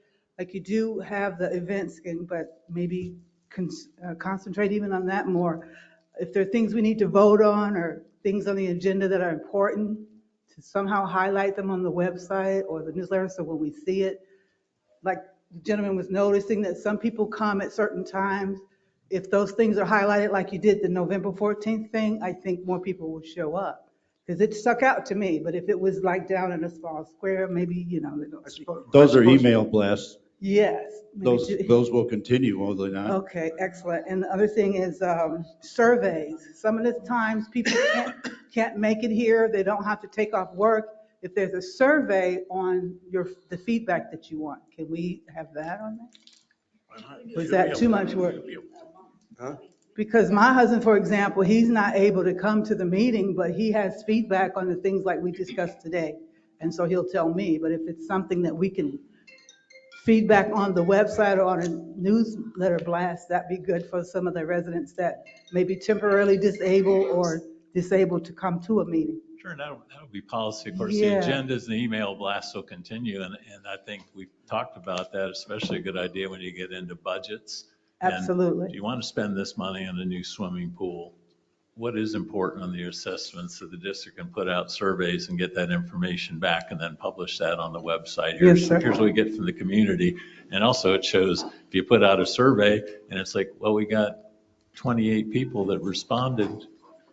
It's true. Either, And well, even then you might not get a maybe lot the of. survey wasn't 'Cause I've heard that. wasn't promoted correctly, Yes. or the questions or that thing. But yeah, it's a Very great true. tool for communication. Yeah, so thank you. Thank you. Any other public comments?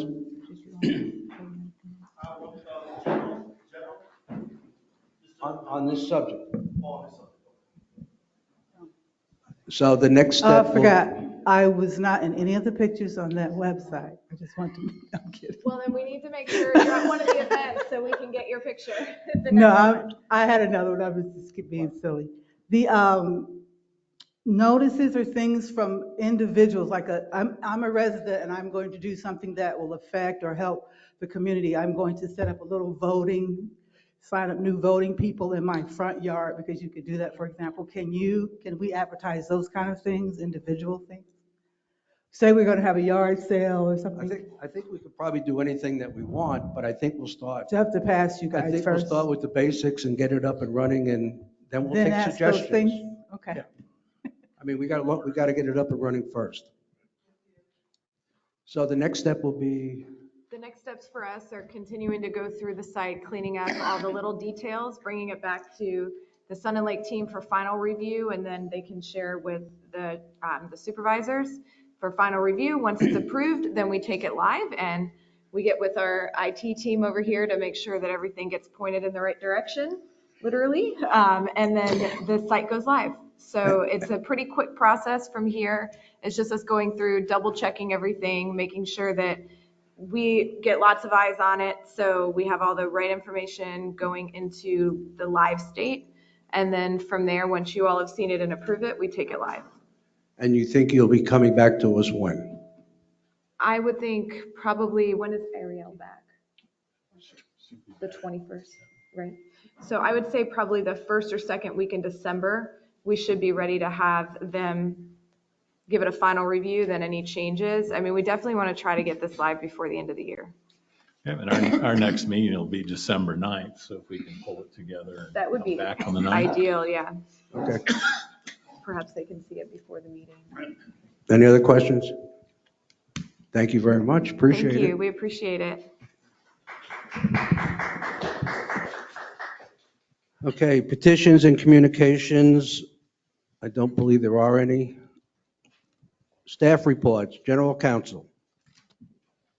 Okay. I'm new here. My name is Greg Massey. I'm from 4604 Boston Street.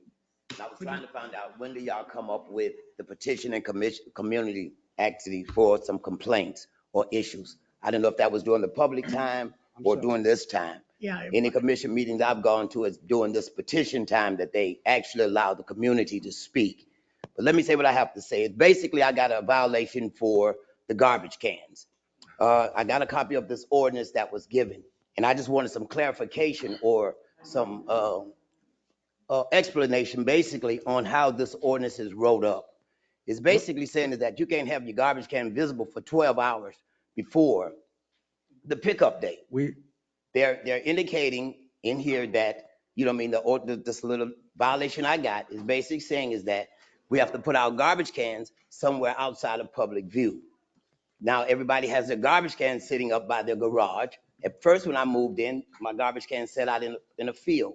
I've got a violation for that. I moved them by the garage. Now they're telling me to move them in the garage, or that's where they will be feasible. I won't move my garbage can in a garage because you're talking about that it's open for rodents and roaches or whatever, you know what I mean, animal carrying diseases. So I'm just asking for some clarification. I know code enforcement has made it how they done, but this ordinance, the way it's wrote up, which I have here, basically my interpretation is basically saying is that it can't be visible by the road for those 12 hours, not that it's up by the side of your house. If I may, sir? Yes. We're going to discuss that. We have a proposed clarification on the code enforcement for garbage cans. So you're a little bit ahead of us. We're about to get to that now. Okay, because you know, like I say, I'm new here, so I didn't know it. That's quite all right. I didn't want to. You'll still have an opportunity to say whatever you want. We'll bring it back up. All right. David? Okay. So you guys have, I gave all you guys the copies of the currently drafted ordinances. It should have been on your desk. The first page is almost strictly, strike throughs because it deletes the entire landowner meeting section. Okay. So apologize for not getting this to you in the actual board packet, and you can review this at your leisure. But since garbage has been a big point of contention, that it starts on the second page under section 9-102, the minimum maintenance standards. And for reference, I've included most of the subsections that apply as we get down. So subsection H talks about minimum maintenance standards, and subsection 2 of that deals with sanitation. That talks about putting trash or litter basically in the right of way. You'll see on the top of the third page, there's some underlined language, says no trash, litter, debris, or garbage shall be allowed to remain in the district right of way 48 hours before or after designated pickup time. So obviously there's two different pickup times there's pickup time for bulk garbage, and there's pickup time for vegetative debris, different times of, each. If I may, I'm thinking since we're just seeing this and garbage is apparently a hot issue, that perhaps we should post David's recommendations on the garbage so everybody could see them? Well, I mean, there hasn't been a whole lot of change. In fact, Well, yeah. I'm hearing an awful lot about garbage, so Oh, obviously no, I there's a agree. lot of I confusion agree. about it out Well, there. and that's, I don't understand the confusion because it's spelled out pretty simply. It says garbage containers. This is the very last sentence of subsection 3 under garbage disposal. It says garbage containers shall otherwise be kept in a secure and sanitary manner away from public view. So as long as it's not in public view, it shouldn't be an issue. I mean, I don't know that public view is very open to interpretation. If you're driving down the street and you can see the garbage cans, it's in public view. Put it behind your house or in the side of your house behind something. I mean, just keep it out of public view. I don't know what the bigger issue is. I extended the time period from 12 hours to 24 hours. So you can put it out 24 hours before pickup. That's up to the board. If the board wants it to stay 12, but in order to try and prevent, I don't want to say unfair. And I think the bigger issue is what's the policy? Are we having security people drive around and issue citations for garbage cans that they see sitting out? Or are we, or complaints being sent in? Both. Because Highlands County is completely complaint driven. That's their code enforcement is complaint driven only. So I think we're both, is that correct? Right. Mm-hmm. We're more proactive. We're both. Okay, and that's like I said, that policy can be up to the board. I don't care one way or another.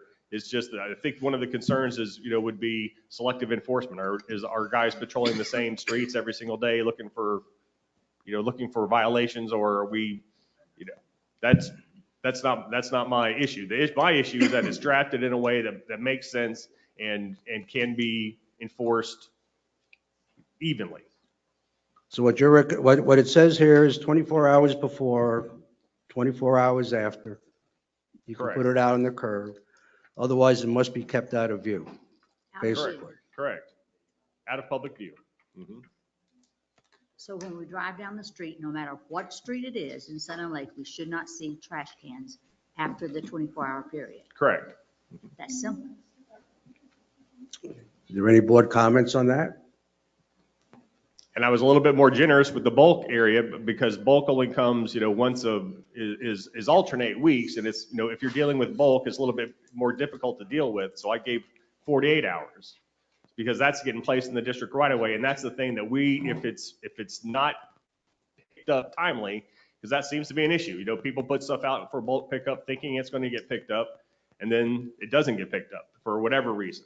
And everyone needs to understand that if it's sitting there, if the garbage people don't pick it up, it's your responsibility to bring it back in. Otherwise, the district's going to come by and pick it up and charge you for it. I think that's very good.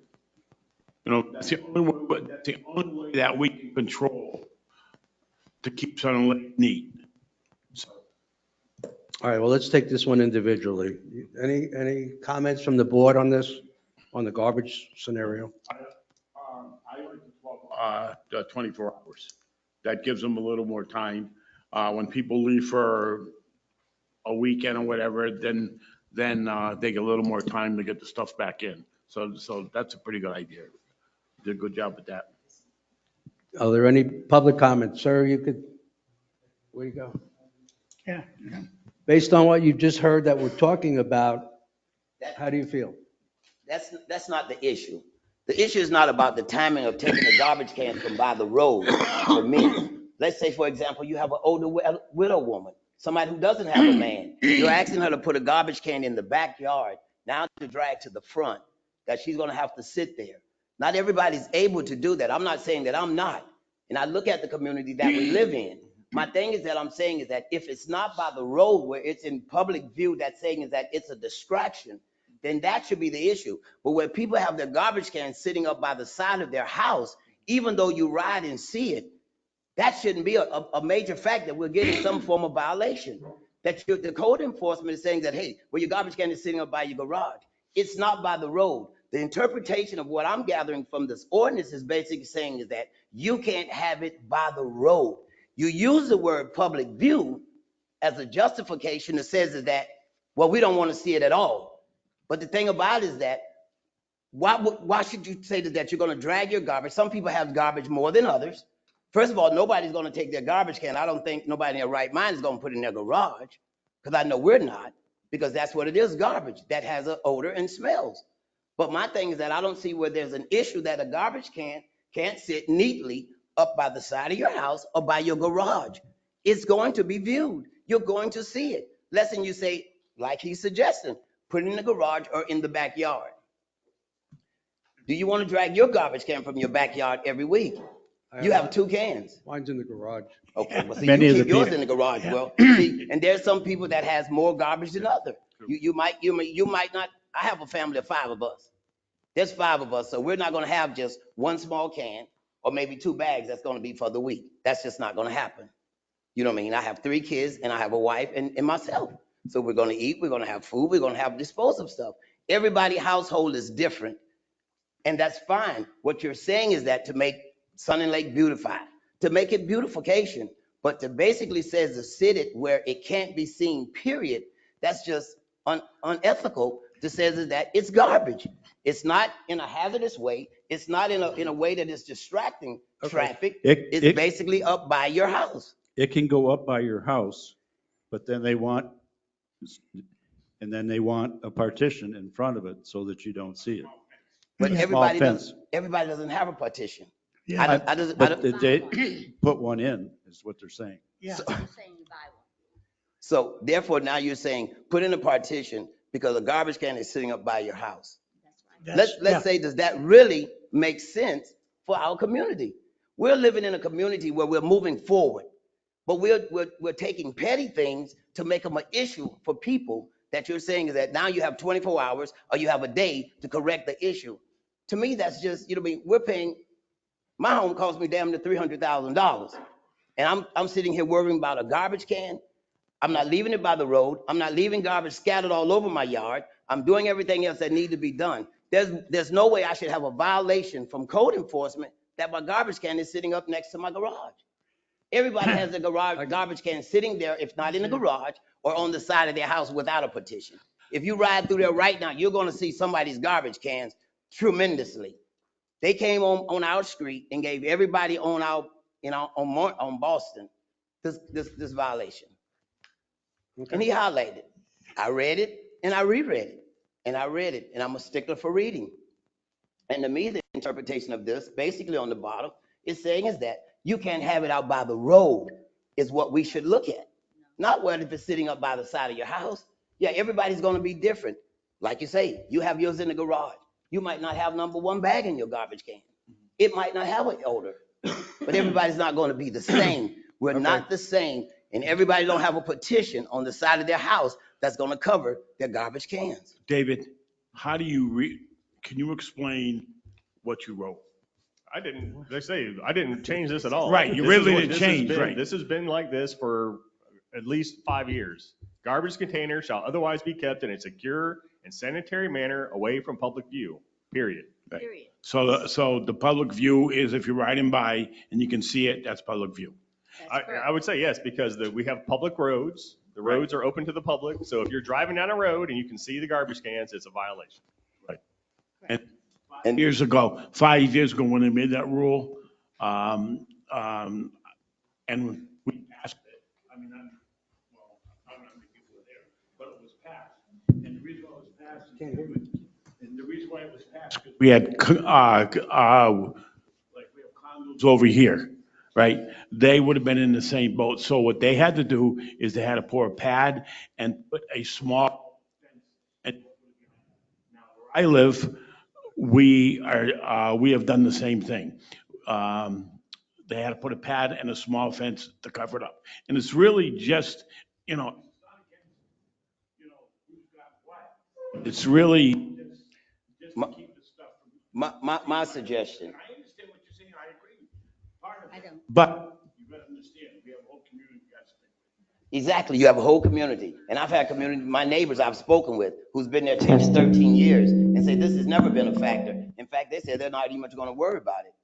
That's not, what they do is not my concern. That's not So my true. thing is That's that- not true, because Yeah. I know code enforcement, and just so you know, we're telling code enforcement, get out and go by the rules. You know, they're not targeting anybody. You know, it's a lot of paperwork, it's a lot of time. I'm not saying that they're targeting, but I'm just saying when it comes to this, this should be a factor that if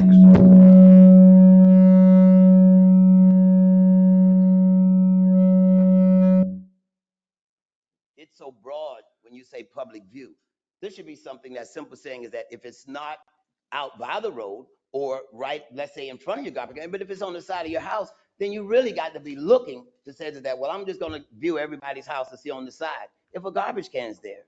That, you know what I mean? It's just, this is an ordinance that needs to be more clarified besides saying just public view. Because it's on the side of my house, it's in public view. If it's in the backyard, it's in public view because somebody can see it from the back on the other street. So where do you put it? It's not going in my garage. So it's always going to be in public view. We're not telling you where to put your garbage. That's entirely up to you. What we're Pretty telling- much, that's what you're saying. What we're deciding is what the policies are for the district. That's what we're trying to decide. And as many people come and tell us that it's okay to put it wherever they think it belongs, we have just as many people coming and saying it's an eyesore. So like the last subject that we talked about, some people are going to be happy with our decisions and some people are not. We have to try and make a decision for everybody. And even with that, you know what I mean? I didn't come up here to comment on that, but like I say, I'm coming from Polk County for as that. And even when y'all made that motion, if I'm not mistaken, it was made incorrectly because you made the motion, nobody seconded. And as a president leader, you're not entitled to put a motion before the board. You can request one and then ask that one of your members put forth the motion and second it. You are correct. That never took place, but you voted on something that now you're making a decision on. We haven't voted on this yet. You took a vote. You took a vote for him to go forward with the attorney. That's what you did. It was voted, what, 4-1? We had a motion in a second. Huh? We had a motion in a second for that. Yeah. You didn't second it. Who seconded? I did. Who? I think it was me. Who was me? Mr. Yeah. It's on. Mr. Hurley. It's on the record. Who put forth the motion? It's just- No, the president. No, he didn't. He didn't. The Who chairman put the was- motion in The front? chairman asked for a motion. She actually voted on it first, and then you said, what are we voting on? Y'all have a good day. Thank you. Thank you. Wow. I'm playing with everybody. Gilpin and Phillips. Okay. Wow. All right, so I get lost where I am.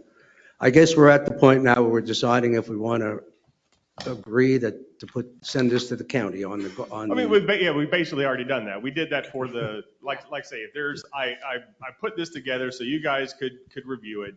I've included language that's been discussed, in my opinion, ad nauseum over the,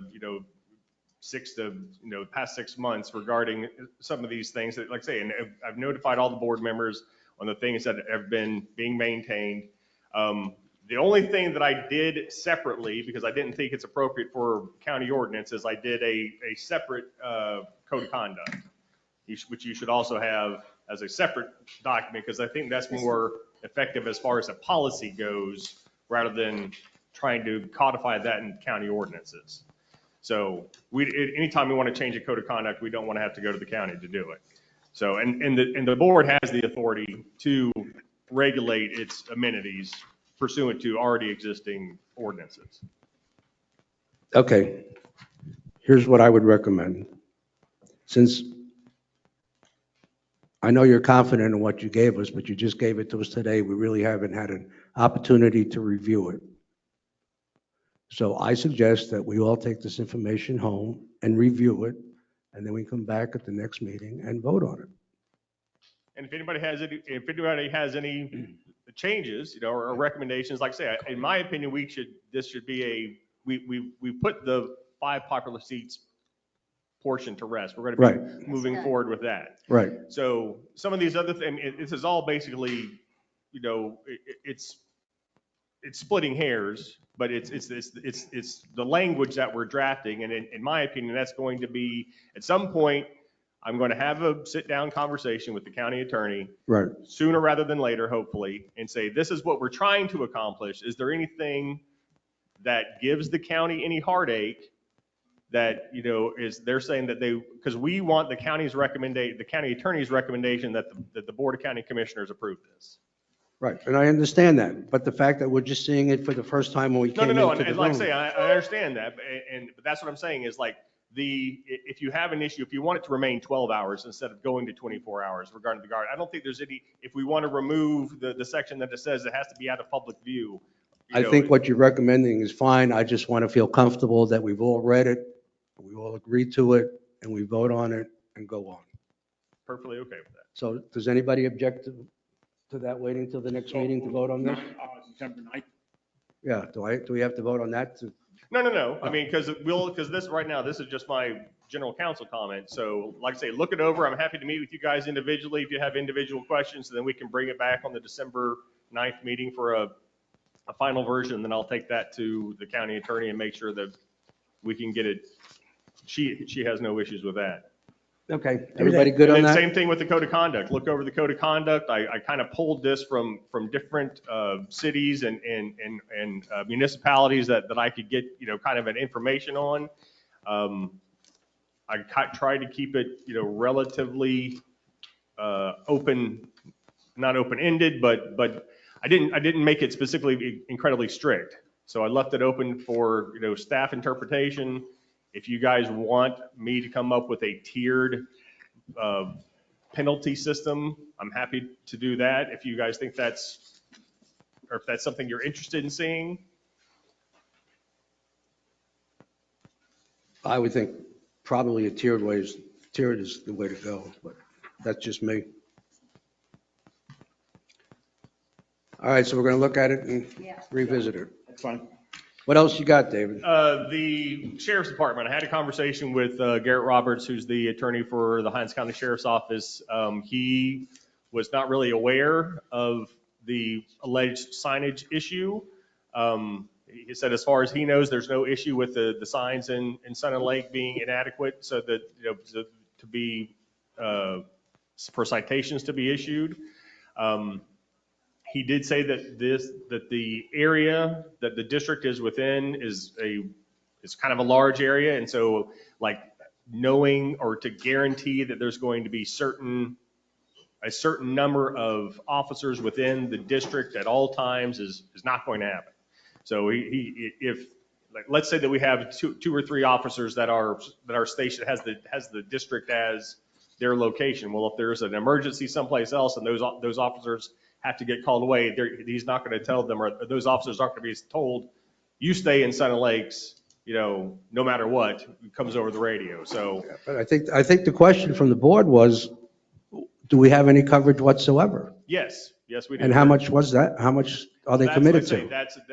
He said that it's part of a large area. So if you want me to tell you how many officers are stationed within that area within any specific time, I can't do that. We may have to go through make a public records request to try and get that sort of information.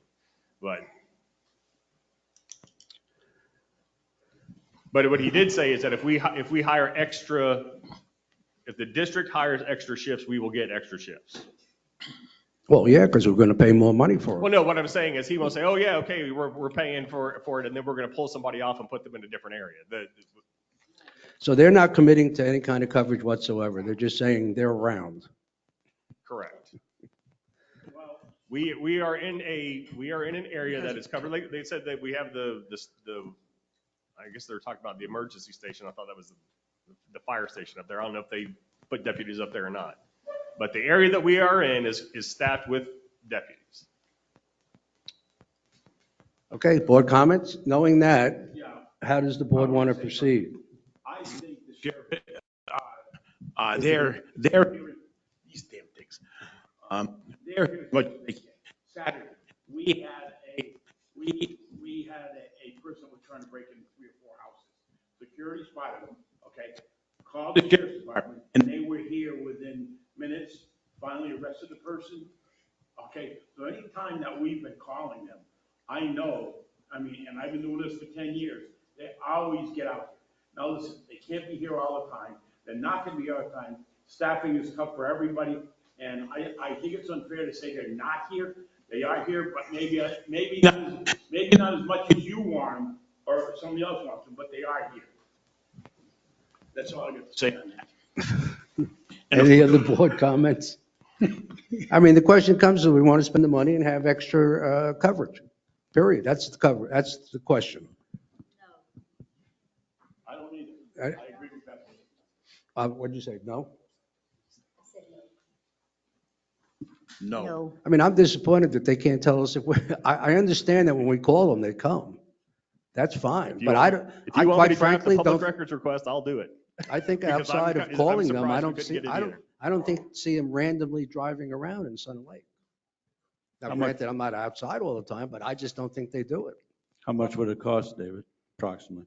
Oh, for a public records request, that won't cost anything for me to draft something up. They may say, if you want those records, it's going to cost you X number of dollars. But at the very least, I can say, it's not going to cost, the initial cost is going to be zero. My time, I mean, it's part of my, Yeah, my I understand. monthly, yeah. I don't think we should even Well, ask. we've got the residents complaining about people running the stop signs. Right. And that was the reason that this came up.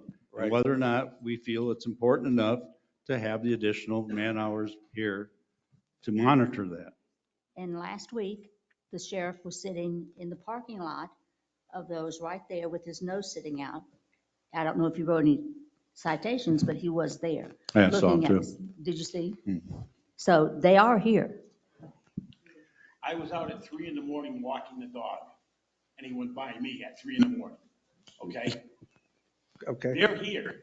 They're just not here. I mean, it's just like the guy said he doesn't see security, all right? Hey, Well, that's. The only that's reason not we're true discussing, either. but the only reason we're discussing this is because some people complain.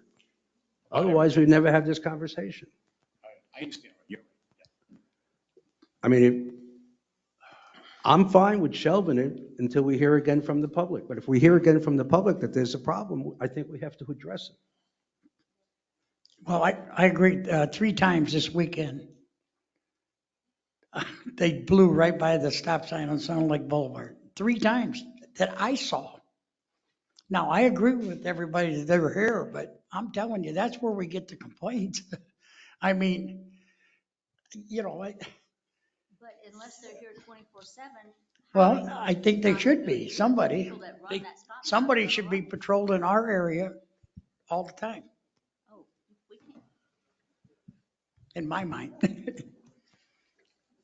Well, I was on 27, and a car blew our red light. What would we have to do in order to be able to issue citations? He said You mean- nothing. We're good. Security, you mean? For security to be able to do that? No. Someone. The most cost-effective way of doing that, in my opinion, would be to have somebody sit out there. Trying for us to try to be our own police forces would not be a good idea. It's just, we just gotta do the best we can, but there's no answer to it until we get a police ourselves out here. Remember, it's 6 hours a day for 3 months is $24,000. Pass. And we already pay him anyways. Yeah. And I doubt very seriously, the stop sign at Sun Lake is the only one that's run in Highlands County.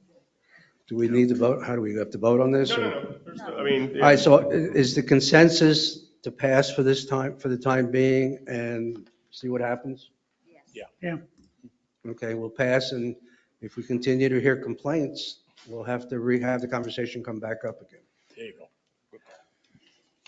Okay. I think that's all I've got, except I'm assuming you guys saw the 5801 Granada's got construction going on it. Well, they're doing something there. Yeah. I saw that. What about Avanti? Oh, no motion on that yet. I'm meeting with Mr. Rhodes this coming Wednesday. But as far as I know, there's no activity at this point.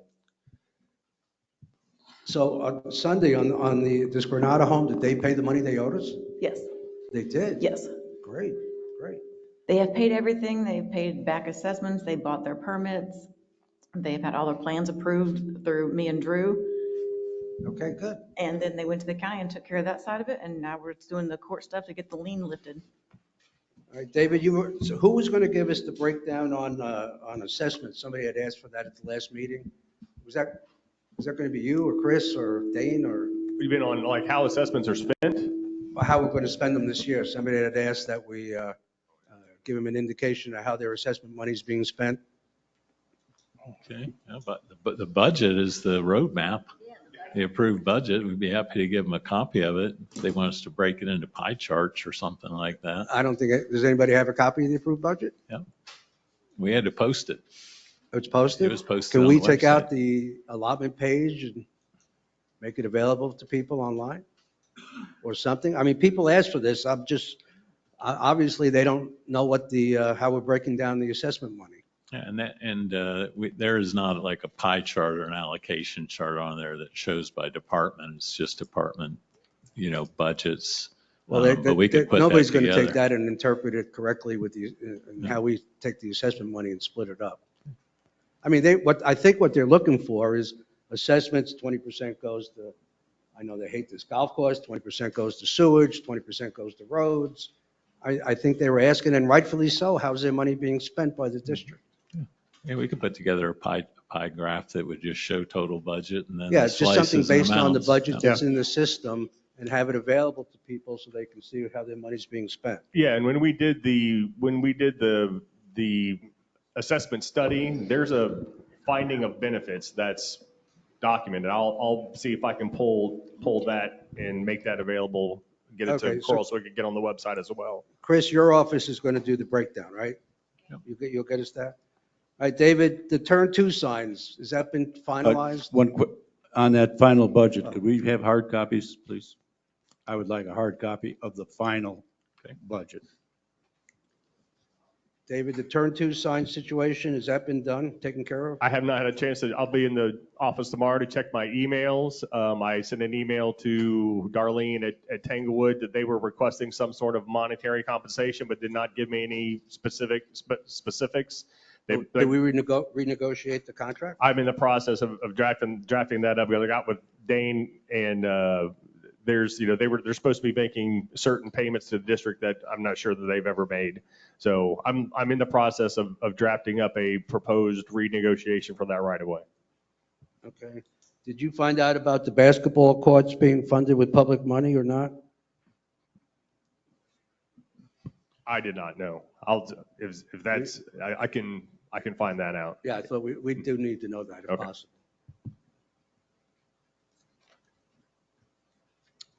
Anything else? That's all I've got.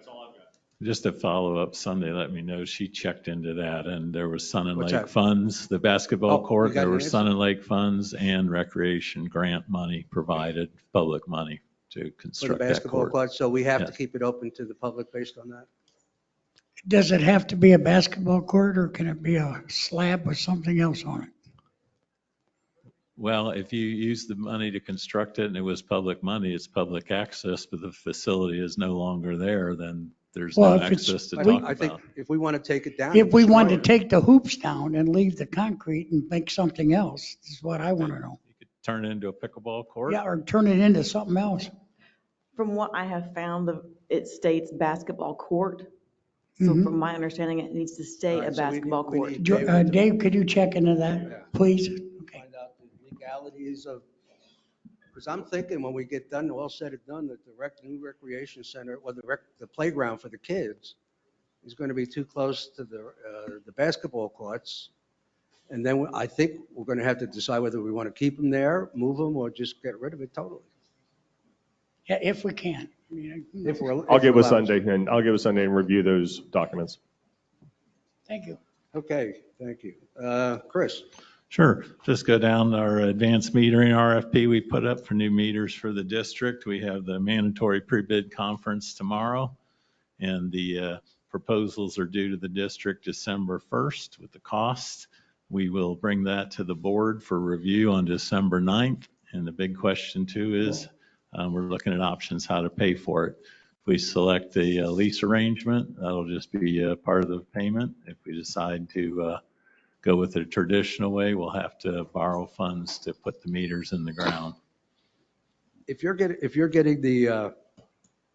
you're getting all the proposals December 1st, right? Correct. So when you present it to us, can we not decide that day what we want to do, or do we have to wait? No, we'll have to check references, and we'll have to make sure that all the proposals that are submitted comply with the bid documents. And that's going to take longer than a day or two to put together. I mean, you're talking in December 1st, they're due, and the board meeting's on the 8th, so the packets are due the very next day.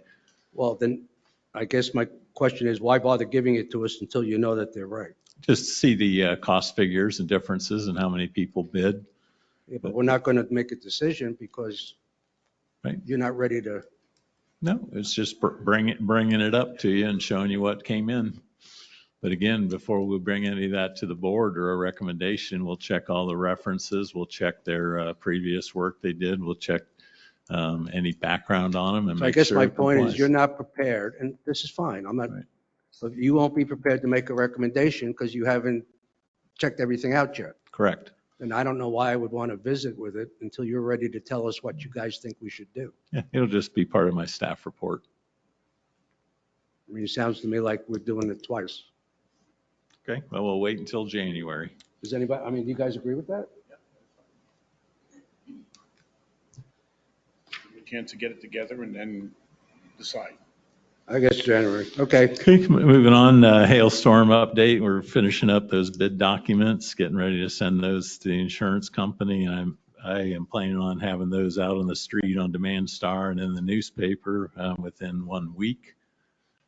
Again, that's $972,000 worth of damages.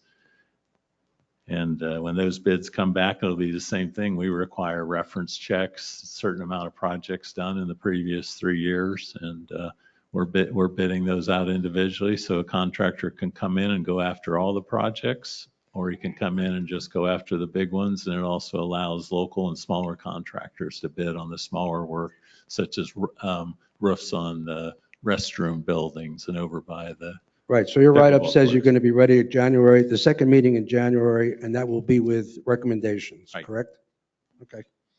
We're working on that. Hurricane Ian damages, we're pulling together the mountains of paperwork we need for them. We originally had a scoping meeting set for tomorrow. They had some issues with their schedule, and they're going to make that after Thanksgiving.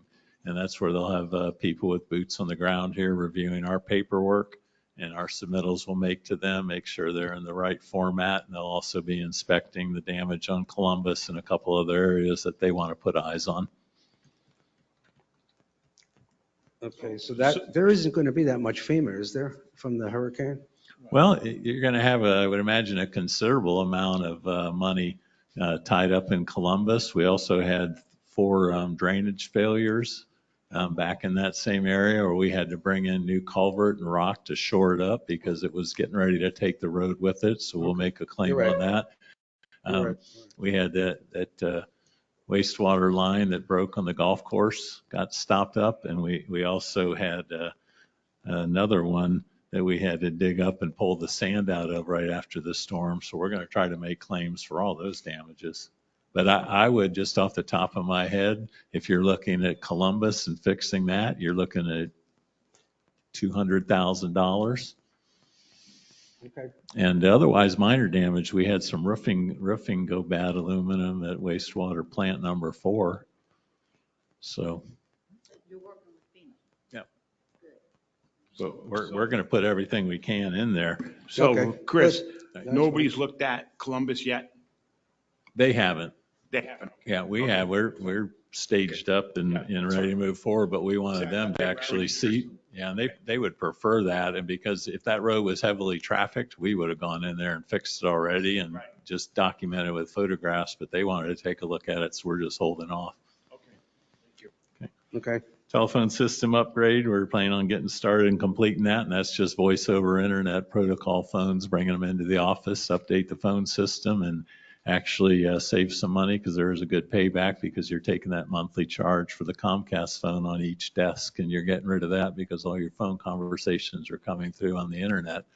And you can also, somebody's sitting at their desk and they get up to leave, they can forward their desk phone right to their cell phone by a push of a button. So that means they'll answer all the phones from now on. Well, we planning on doing that. It should make it a lot easier. I hope so. Yeah. And that's part of the problem with the system now is a lot of times we go to change things or after hours and we have to bring somebody in. And also, instead of having a call center after hours for utilities on call, and then that person calls the utility guy, that number will be forwarded right to the on-call staffer's cell phone directly, so there will be no middleman. And yeah, there's a lot of value to it. We finished up the first 17 manholes. Spent about $64,000 doing the manholes, $2,500 to $3,000 a piece, but you're getting $2,000, in some cases $3,000 of asphalt repair above the manhole that we had to cut out that section of the street so it wasn't bumping on top of it and to make that repair. Okay. Okay, wastewater facilities plan for SRF. We just getting some engineering estimates back, and we're having a meeting this week to discuss that final plan action. We'll send those numbers back to Rural Water Association so they can finalize that report. We hope to have that planning on by the end of December. It's final and ready to send to DEP. Whether it's going to be $10 million or $12 million or. I saw that report. It's got no numbers to it. Yeah, and that's where they were coming back asking us for current numbers, and we're getting those, have an engineering firm to look at it. But there's also, they kind of didn't address some of the issues we had with the collection system, so we're going to have them add some of those numbers also. So if correct me if I'm wrong, in reading the report, it kind of indicated that we don't need a new plant. We're going to upgrade the two that we got. Correct. Well, that what they're saying is considerable maintenance work done on the Unit 4 wastewater treatment plant, even though it was built in 1990, and the original plant was in the late 70s, 80s when it commissioned. It's a lot older, but it's actually in a lot better shape. And one thing, we have Max Environmental, who did the manhole sealing. They're coming out this week because we continue to have breaches in the walls of those tanks at that wastewater treatment plant. It's about a $6,000 repair, but you can't have the partially treated wastewater going into the tank that has the final processed clear water at the end. So the company that did the report is now going to price it out for us in today's dollars. They aren't. We're going to have an engineering firm that does wastewater work, get us some current estimates to plug in. Well, this company, You're talking about Florida Rural Water Association did the report. well, I'm talking about the agreement that we signed. It says that they're going to, I don't think I won't be able to you have find that. it. I It can says pull it that out. part of this agreement is that they're going to give us the pricing, right? I mean, that's what I'm reading. Okay, well, they asked us for current pricing, and the only pricing they have that report is the replacement of the asbestos pipe, which goes from 2.5 million to 7.5 million. And the reason that Correct me if I'm wrong. It says here, perform cost and effectiveness analysis, propose infrastructure improvement alternatives. Doesn't that mean they're going to price it out? I'd say so. Well, that's part of the agreement that we had with them. Okay. That's number 5 in the agreement, which is $2,250 worth of the $25,000.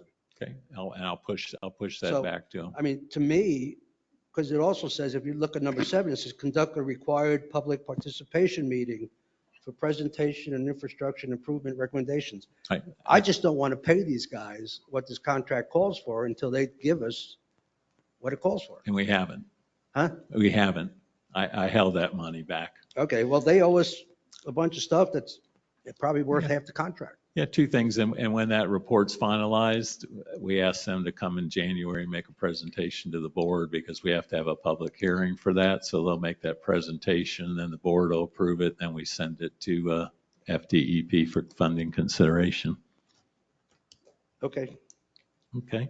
Stormwater facilities plan update. We're working with numbers there and also some alternatives for financing that. Do we want to go to SRF? Do we want to cash flow a certain amount of repairs every year to do the system? And we also are looking at a stormwater utility. So that'll be 3 options we'll bring back to the board to finalize that report. And where that comes out is they are requiring that you have a cost and effectiveness certification and fiscal sustainability plan. And with our $350,000 a year budget for drainage maintenance, which obviously we aren't maintaining the drainage system for $350,000. To do that loan, they're going to want to see a commitment that we're going to up our maintenance budget to keep that infrastructure in good repair that they're going to loan us the money for.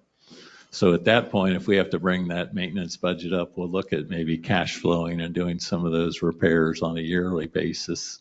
Right. Versus a loan, and different concepts of stormwater utility. I mentioned it before, 42 local governments in Florida, probably a few more now, have stormwater utilities, and they add a small charge monthly to the utility bill and create a stormwater utility. So if you had $350,000 in that budget, that money would come out of the assessment and move into that utility side, and people would be paying $5 or $10 a month to contribute to the stormwater work versus paying it as a lump sum at the end of the year in their assessment. And that's just an option. Yeah, right. Right. So at this time, we're leaning more towards cash flowing it versus financing, but keeping all options open. But that's what we're leaning towards at this moment. All right, here's what I'm thinking on stormwater for the board to consider. Dane and Chris are figuring out options for us on how we're going to address this problem, whether we borrow the money or whether we fund it through other means, and that's fine. But we probably won't decide on anything for several months. Right.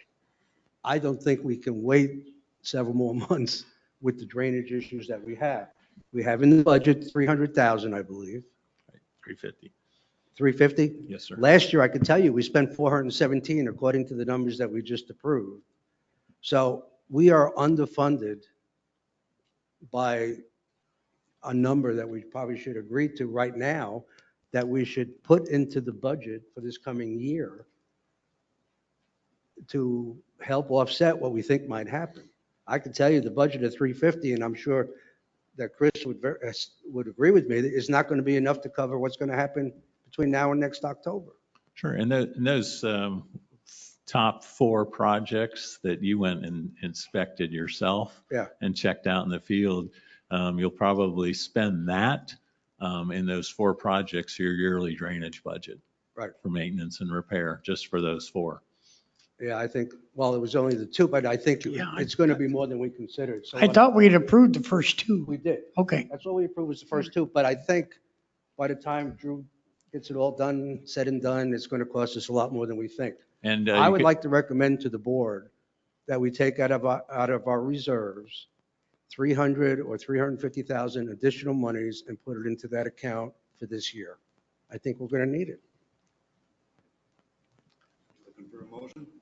I can't make a motion. I'm just recommending to the board. I make a motion that we amend the budget 2022-23 budget to increase the stormwater fund $350,000.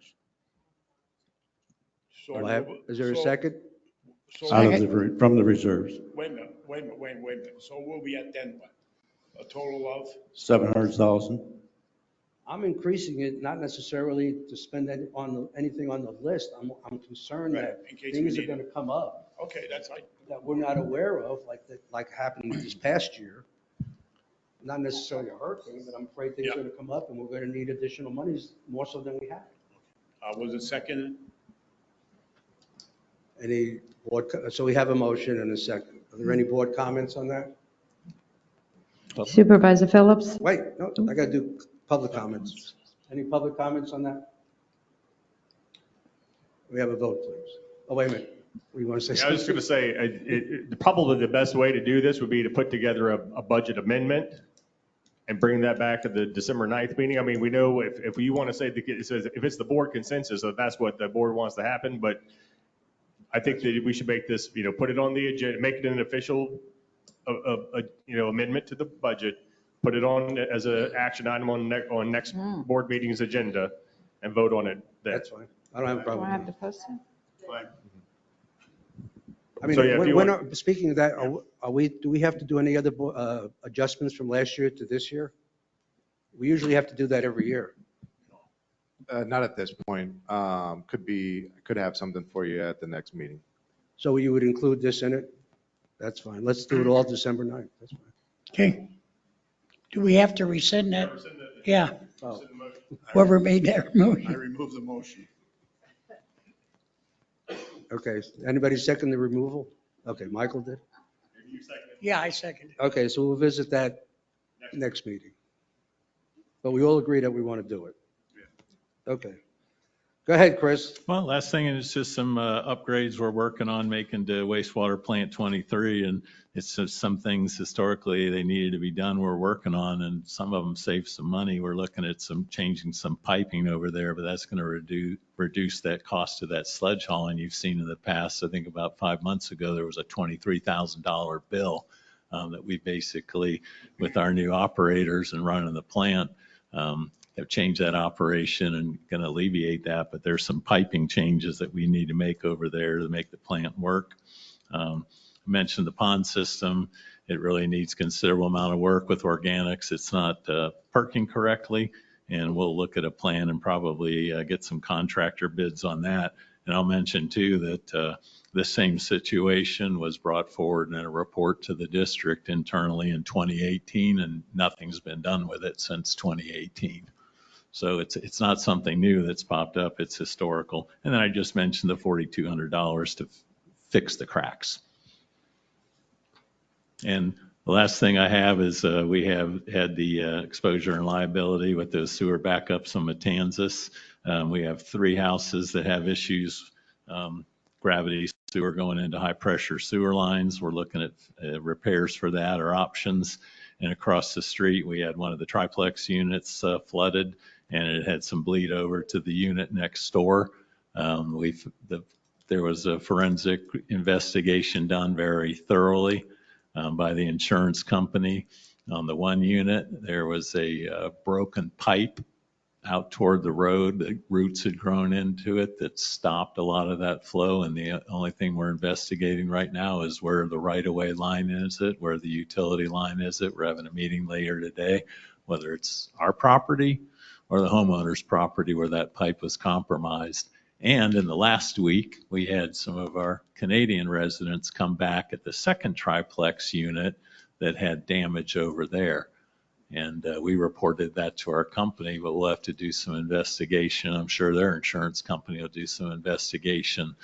Why that pipe failure? Like I said, with the 2 units there, it's pretty evident. You go out toward the road and the pipe was broken, whether something ran over it or how it happened. But once the pipe compromised, roots grew into it.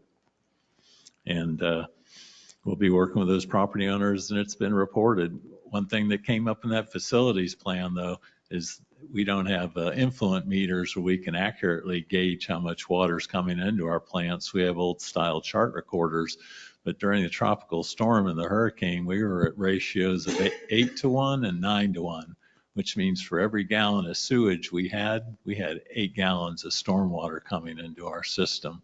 And that's really unheard of in the utility world. So the plants are one thing, the collection system's quite another. Chris, I just wanted to mention, the day after the storm, the other day, whenever it was, we only got 2 inches. But that section at the stop sign on Matanzas to almost to that condo, there was a lot of water there, and that's normally not that bad. So I'm just mentioning it, but it's something somebody ought to look at, because a couple of them driveways were half full all the way back towards the garage. And I thought we drained a lot better than that before. Well, I'll take a look at it. Send me an email the next time you see that. Okay. And one of those, when you talk about that budget and things that popping up, the storm was one thing, but the culverts across the street that you're looking at right now, that's one of those things that's not maintenance. We're going to have to take those pipes up going both ways on each side of the road. And the piping's expensive itself, but when you start repairing and replacing the asphalt, the bill goes up. Okay. So on your exposure and liability, when will we get that report to find out if it's Sun and Lake's responsibility or homeowner? Well, we're gonna finish making a determination and provide that information to the insurance company, and we're gonna let the adjusters fight it out. Yeah, and it's like an automobile accident. It's not you and me. Cars got hit, and insurance companies will be going after each other with all the information that they have in front of them. Anything else for Chris? I've got a couple things. Got too many notes. I know we spent the money, some of the $560,000 ARPA money, but we still have $221,000 that we haven't spent. At least I think we do. Yeah, we haven't expended any of that 561,000 ARPA money. What we did was order the Thompson pumps. Right, They that's were about part half that of it. project, yeah. Otherwise, we're just getting quotes right now to do work. So we're getting quotes on the other 200 and some odd thousand? Yes, sir. Okay. Did we send out anything? I may have missed this. On the assessment appeal committee, or? We did send it out so everybody knows what's going on? Absolutely.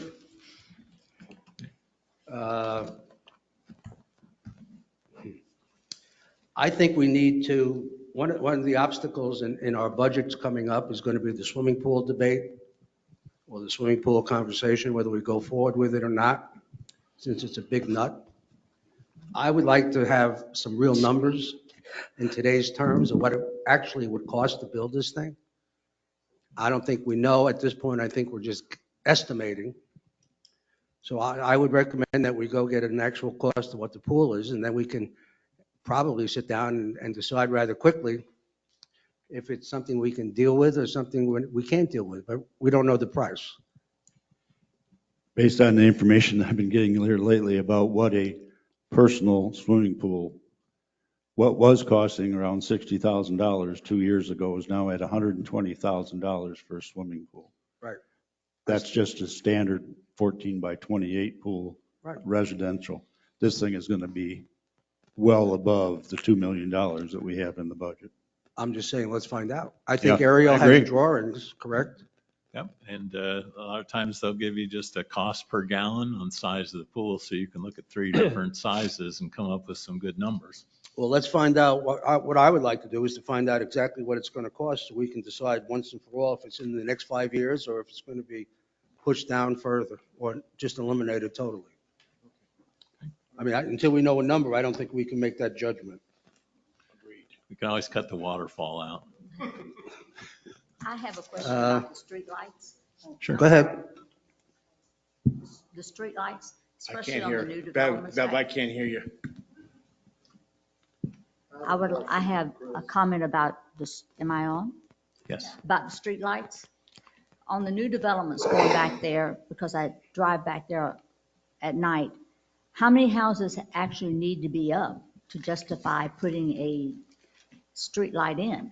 Well, Duke has a system that they use, and it's every other house on their rotating sides of the street is their standard for doing a community. We don't have any rules in place here, requirements for developers to install streetlights. The district is traditionally gets put them up. So when they come in and build the houses, they just build the houses and no one's been paying attention to it. Well, I think that's an issue that we need to resolve. And might have been good to require the developers to do it. But That's right. Right now, it's $2,000 a light. So you're telling me all those homes that are being built out by Cortez, there's no streetlights? Exactly. No one's putting Is that what- streetlights. is that what It's you're very saying? dark, and something needs to be done. David, can we make them, say, develop comes in and then put 6 houses, can we put it in the contract that they have to install the lights? I think it's after the Yeah, fact it's now. after the I'd fact say now, it'd be yeah. hard pressed to do it. Yeah, it's after I the mean, fact now.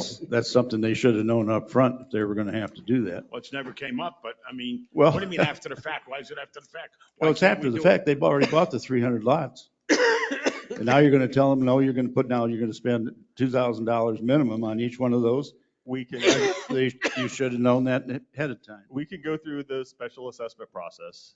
I mean, that's always an option, is going through that special assessment process and assessing. That goes back to the residents. It'll end up being the The landowner, residents, correct. not the developer.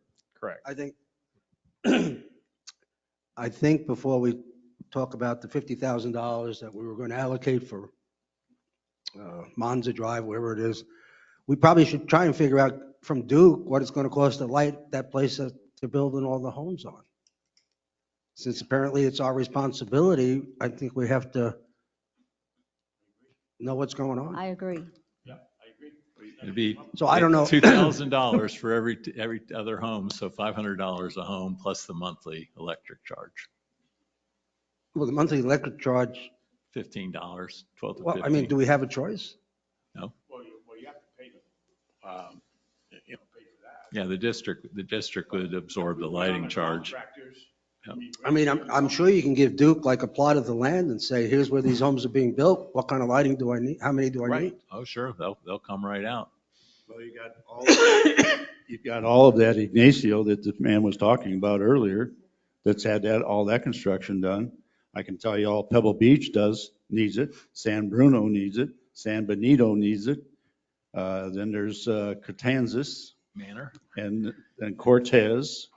And the preserve. And the preserve. Yeah, you're right. You're talking buku lights. Let's start with the place that has no lights whatsoever.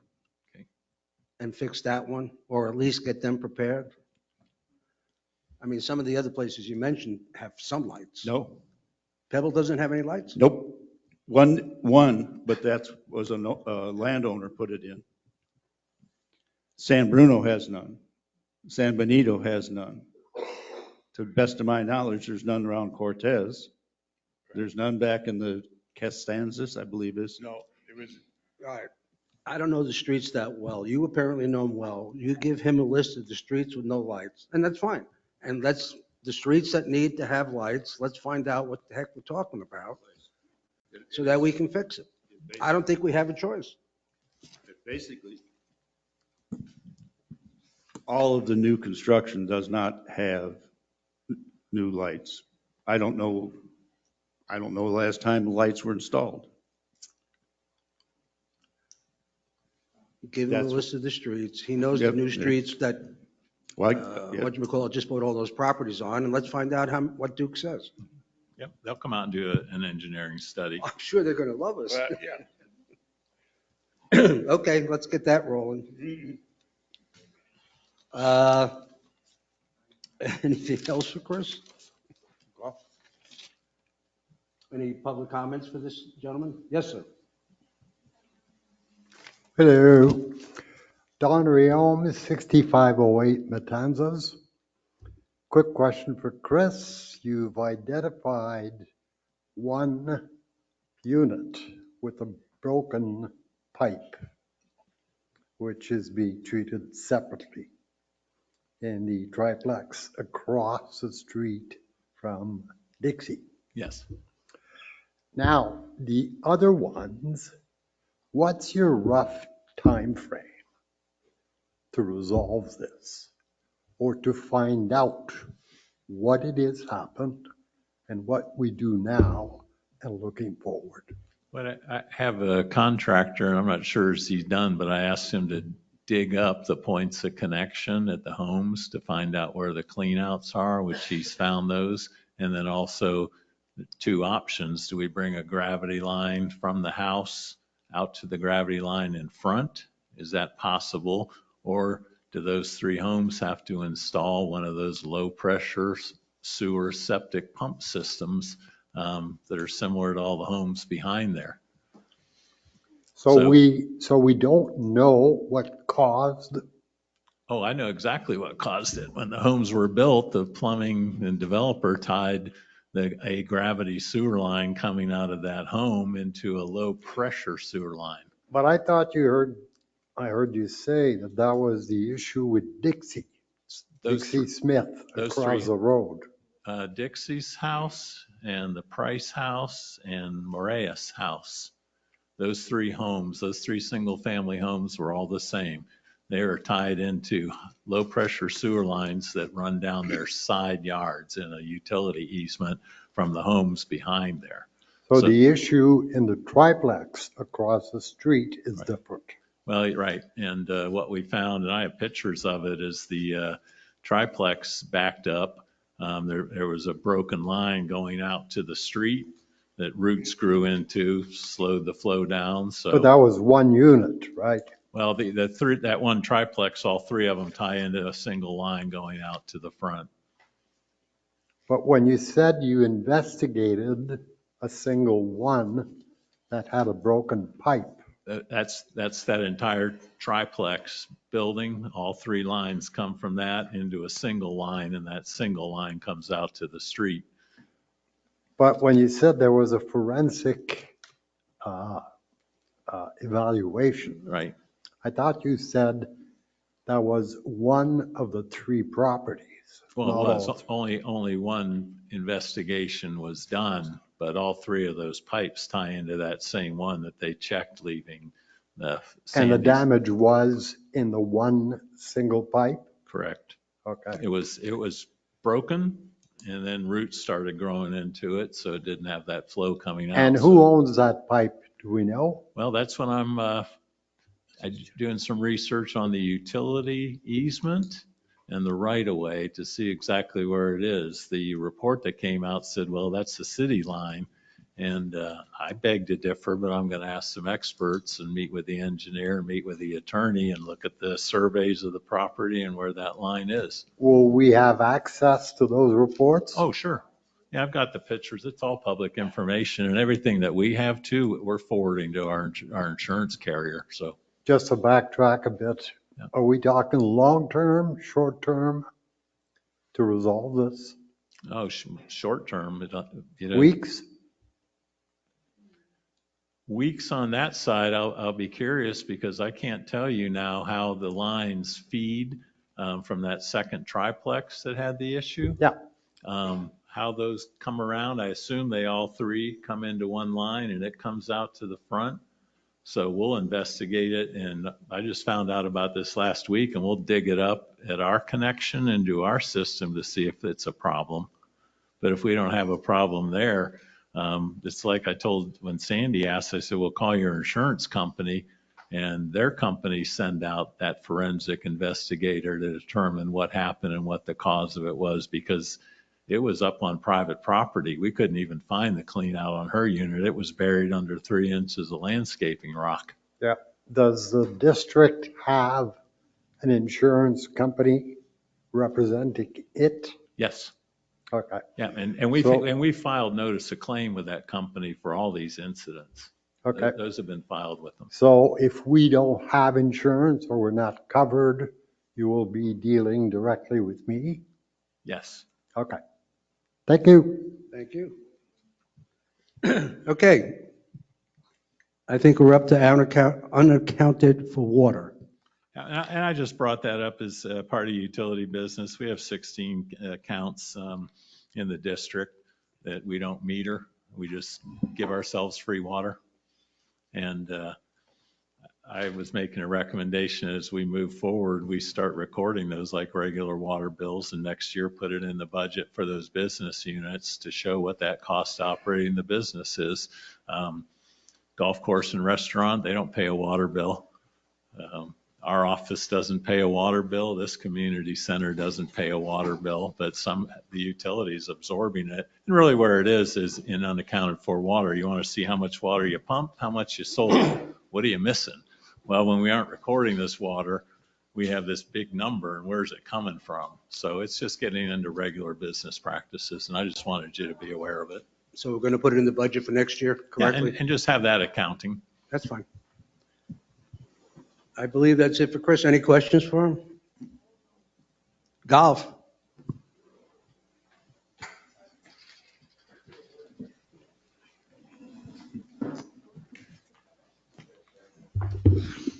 All right, good afternoon, supervisors. Got a few things to go through here. A couple are fairly important.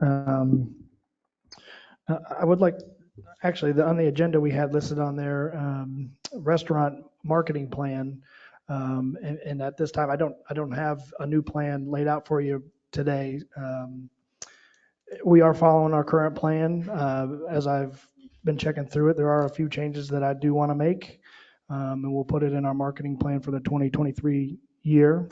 I do have, Brian and I have a call today with Mr. David Evangelista at 3:00, and we will be going through that, getting prepared for that. And I believe Mr. David can be here at the next board meeting to present that plan. Any questions on that? So next, at December 9th meeting, you're going to present your marketing plan. For 2023, yes. Yes. Okay. Any questions on that? No? Okay. All right, moving on, a couple of other big things. As I've sent you guys an email on Friday, Jason Beatty has resigned effective 12/15. Obviously, that was a surprise to all of us. I'm not going to speak on behalf of Jason, but obviously he has made a choice that is best for him. We have posted that job. We already do have several applications in. Me and Brian went through some this morning. We'll go through some later today. And obviously, we'll just move forward on that situation as best as we can.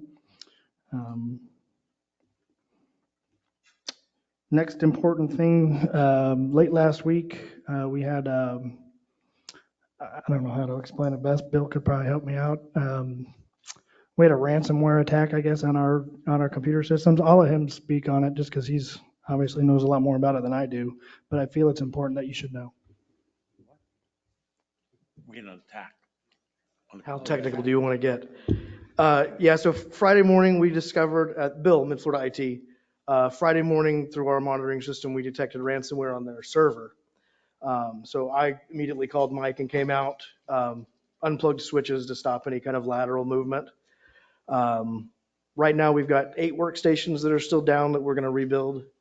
I've got more information here, depends on how much you want. At this point, we're still investigating where it came from. We did find that every single one of the machines that was directly attacked had an open session for TeamViewer, which is used by Easy Suite. So that's where we're at right now. Easy Suite is the business management software. That's not who did it, but their remote management software is what we believe where it came from. So we're still working with them on that. So what was the negatives that came of this? What happened? The negatives at this point is that we've got 8 workstations that need to be rebuilt. Possible data loss on the workstations. We did not lose any data on the server. That's what we manage. That's what we're normally responsible for. I'll make a suggestion next month. Probably we really are at a shoestring budget with the golf course, and I think that it's just not enough. But we can handle that later. I'm not really prepared to talk about that today. So ballpark. So give me a ballpark. Today seems to be the day for lots of expenses. Yeah, more expenses, right? Well, how much y'all think it's going to cost? And we're going through this with every one of our clients that's on a hospitality budget. I would say 10 to 15 times what they're paying right now on IT is the difference that needs to happen. For the safeguards, around $3,000 a month is what they should be That was at. the number I was coming with. Yeah. What's the number? About $3,000 a month is what they should be for licensing, for more labor for us to be making sure that there's not undetected systems on the network. And if, and I was thinking about this weekend, goes back to David, the employees at the golf course are not government officials, are government employees, but I believe that all of the assets are owned by the government, which means we may not actually have an option. So that's something we've got to talk about also pretty soon, because that hardware is owned by the district, if I'm not mistaken. We've talked about this a few times, but we didn't get into the actual hardware and data. Okay. Thank you. You'll have this next meeting? I can have that next meeting, sure. Thank you. Just to clarify how that's affecting us on the day-to-day. So these guys worked real hard on Friday. So we got both of our workstations up in the pro shop. So we were able to operate the pro shop effectively. And I believe we have currently 2 or 3 stations open on the F&B side. So it kind of log jams us up a little bit, but we're able to function more or less properly as far as that goes. But we did lose 8 workstations. So as far as trying to do our daily stuff, I think we have 2 other laptops that we're able to use, whereas normally we would have 4 or 5 other stations. So kind of sharing computers right now. It also has affected our file sharing capabilities, as we can't necessarily access the server to get to our files. And it's also really, as far as reporting goes, I don't have access to our POS reports until this is resolved. So as far as the weekly reports that I give you, all those numbers, I can't access that data right now. As soon as I am, he might have a timeline to when that would be, but I'll get you guys up to speed Okay. as soon as I can on that stuff. What about personal information? Did they get into those files? To the best of my knowledge, and I don't know if Bill can speak to that, but as far as I know, there was no compromise there. You can help us out with that, can't you? Thanks, Bill. They're asking about. Personal information. So what I know right now is that they were on POS systems in the bar. They were on 2 business workstations. They could not log into IBS. Right? That's your business management software. So that software, and I can't make any promises about anything, honestly. Spreadsheets and stuff that were on the server, they could have had access to. I can't prove whether or not they did. Because, and we're dealing with this right this second, we may have some announcement requirements that we have to do, but I do not believe they had access today. That may change as we investigate more. Okay. Membership information. Okay. What? Yeah. Is there any concern with the district, any kind of backdoor? You guys are on a very different plan. And then we've obviously made some more suggestions that we've got to do by the end of the year, but you guys are on a very different setup. Which we've talked about, that needs to change, but the shoestring budget is the issue. The hospitality budgets are always tight. No, the issue is, are we going to suddenly log on and have no money in the account? I can't hear. And do personal, I mean, I use my credit card on Friday. Do I need to be concerned? Do I need to change that? Do we need to inform all of our members? Yeah, we do need to inform because we have PC compliance requirements. I mean, that is one of the things that. Okay. That's what I need to know. Well, Do we or What was the don't answer? we? yes, So Yes, we what? should, because I use my. you do credit need to card. inform. I Yes. use my credit card too. then. Right. I can't tell you that you shouldn't be concerned. I would change bank passwords, and that's what we'll do in the announcement that goes out. There's a pretty standard one we can use. Wait a that minute. we Give it to me in layman's terms. What should we tell our membership or the people at the restaurant?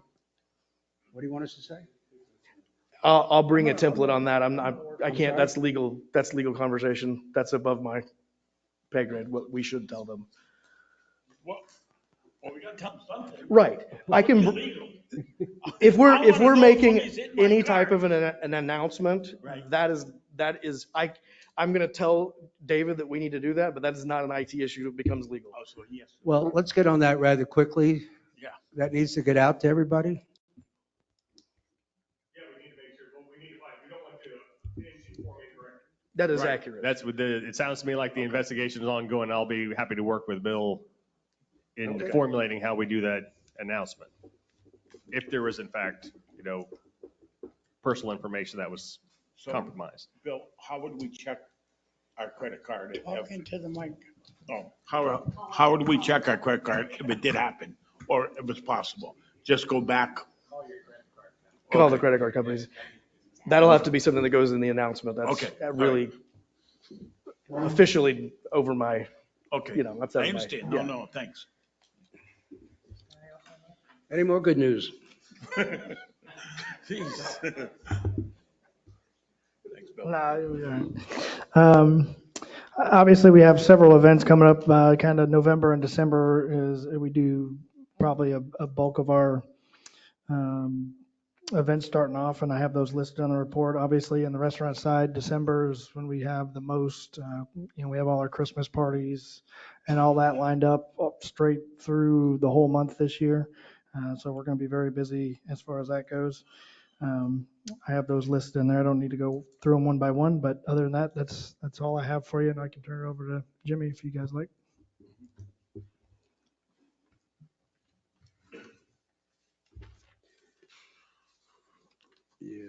Good afternoon, Supervisors. Real quick, I'll be quick about it. We started doing our detail work this year, so we're getting ready to get into all of our beds. get all those cleaned up, get them pre-emerged.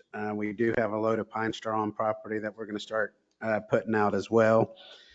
Still going to continue working on the coquina cart paths to make them smoother. We did work on hole 14 on Deer Run. We're working on hole 3 this morning. Starting on our fall pre-emergent, that's all of our non-overseeded areas, as well as doing our grains pre-emergent for the Poania control, which is some of the issues we had on 4, 5, and 6 on deer last year. So that's being applied as well this week. We did manage to get out the soil amendment, got everything treated wall to wall. GT Irrigation has completed all their punch out. They're going to come back and do a final walkthrough tomorrow. So we'll go through and then continue to make sure that everything gets off property and cleaned up. Driving range mat is put in. We do need to put a little bit more coquina on it. And other than that, minor league tour was here last week. Steve said they had a great outing and look forward to coming back on the 30th. That's it? That's it. I mean, That's so never it. no. So So I have a question for you. yes, sir. The final cost for the irrigation, if I read it correctly, was $1,895,155. Did that include all of the sod? I've put it all in there. So I asked Sonia this morning from Infomark to send us a report again. So hopefully I'll have that. Are you done with the sod? It looks like we still need more. Yes, sir. We do have a little bit more. Problem is with right now with Bermuda is that all of our farms, nobody's cutting it. So I'm still trying to track it down. All right, so there's more pallets to come. Yes, there's still a little bit more, but hey, I just wanted to make sure I didn't want to exceed anything. So I just wanted to get an up-to-date number on the total cost. Okay, and then the green loops, that's done, right? Yes, sir. Did that come in under budget, or where did that come in? It will be, because we still have quite a bit of product that we're still gonna either sell to GT, or Wesco Turf will take it back as well. So we'll have a credit coming back. And what did you feel about, at the last meeting, when it was mentioned about putting up a extended parking lot for the new Mac that you put in? I think it needs to be done. I think we need to go through there and widen it a little bit. It is quite a long walk from the ball machine over there for some. It's something that I think we can look at as a group. So you're going to work on that for next year? Or we'll do it in-house. We'll do it in-house? Yes, sir.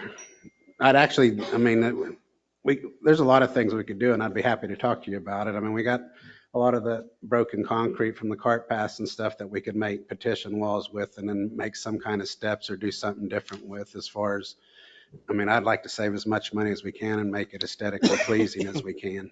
I would too. I also read in the golf committee report. Yes, sir. That it came up about the complaints on the new practice area. Yes, sir. And the golf committee was told that the decision to leave it there would not be reversed. Nobody said that. I'm We just said reading. right. So what we had said was at the current time, the biggest complaint is the depth of the bunker. So I said, and I've told the people that complained about it, but they're also worried about liability of somebody getting hit with a golf ball if somebody hits out of the bunker and gets hit with the golf ball. So they were asking if we took the depth any further. Again, I think it's the other chipping area was a totally different chipping area. I Remember, think the original conversation was if it was not received positively, we would come up with going back to the alternative. other area. Yes, sir. And so we did not tell them that it would not be open. We said it under the direction of the board right now, and it's currently remaining. We weren't going to open it without bringing it to your all's and getting your all's consent on whether. Well, if you to hear reopen more it. complaints about it, I think we have to have a conversation on Yes, sir. not using it. I agree. And How many complaints you get, 10? You don't like it? well, and again, I think if we do that, I think we need to figure out an alternative to block the nursery green or the chipping area so that they don't get hit. Or maybe it's just The mat was a big hit last week. We did not have balls in the parking lot. We didn't have balls everywhere. The mat worked very well for our events.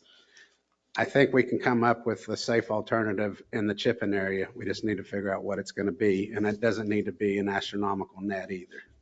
Okay, let's keep an eye on it and see what happens. Yes, sir. Also for Mike, you gave us those reports on the August events, how much they cost and everything, how much Correct. we made on them, which was very good, and I appreciate that, and those events certainly paid for themselves. But I would like for you to continue to do that. So if you can, and you can send this, however, emails to each of the board members, the Crutchfield Hawkins, the Choices event, the Weber Fall event, all the ones that we've had, if you can give us that similar information on how well they performed, I think we'd appreciate that. Absolutely. Do you want me to go backwards any certain amount of time or just going forward? Is that, I'm sorry? do you want me to go backwards and pull old reports or just I going mean, as long forward? as you get them to us, that's however you want to pull them, it's up to you. All right, I'll make sure you have all the ones from the start of this fiscal year, which was Anything October going 1 forward. and moving forward. Any event that we do, you should give us a report on it so we can, Yeah. I could put it in my Yep. weekly report for that matter. Yeah, my question was, without giving away top secret stuff, I saw that most of that money was through the pro shop. What are we talking, 20%, 25? Because, I mean, if we actually had the figure that they spend in there, that's not the actual profit. I mean, not necessarily when you're talking, say the fireman's event. I know the fireman does spend a lot of money in our pro shop Yeah, that goes it into was their raffle. a whole bunch. Right. And none on the golf course hardly, but pro Right. shop, there was a lot of They money do, spent. they do, which is good. And they buy a lot of gift certificates too, but you're correct. I mean, if they spend $20,000 in hard goods, you're correct that there's That's a not cost- $20,000 There's a cost though. of goods associated to it too. Absolutely. Okay, about 20% maybe? I would say 20% is a good number. Okay. Yep. That's all. that's all. Anything else from the board for these gentlemen? I want to say, I thought GTI did a great job on the irrigation project and the way the courses came through it. I applaud what they did for us. I think they did a great job. They were a great choice. Thank you, Craig. Any other board comments? Any public comment? Thank you, gentlemen. Okay. Okay, are there any follow-up items? That's a loaded question. I have some, so. Is Bob here? Hey, Bob, a couple of things. The dog park. Which Bob? Bob B. Brumfield. The dog park. I don't know, have we done anything with the signing yet? Because I got to tell you, and Mike has brought this up in the past, people are not parking where they're supposed to. I don't think anybody really knows that you're supposed to park behind it. Yeah. It's just not done yet, that's all. I mean, there's no indication that parking in the rear. Well, I mean, they're all parking in front of it, and so all that work that you all did. That's true. We are working on signage to direct the traffic to the back. Yes, we haven't got the signs yet, but Okay, I'm just saying, every time I go by it, they're parked in front, nobody's behind. Yeah, it seems like we have to. Yeah, John and me. Some people do. I got two people that think you can park correctly. We need to have signs that tell people to read the signs. So, but However you got it. Well, you need big signs out front says parking in rear and with the sign or the arrow. Yes. However you got to figure it out, please do. The other thing is, did you fix that sidearm mower for 10,000? It's being worked on right now. Is that what the cost is, about 10,000? Yes. Yes, it's at the shop getting worked on right now.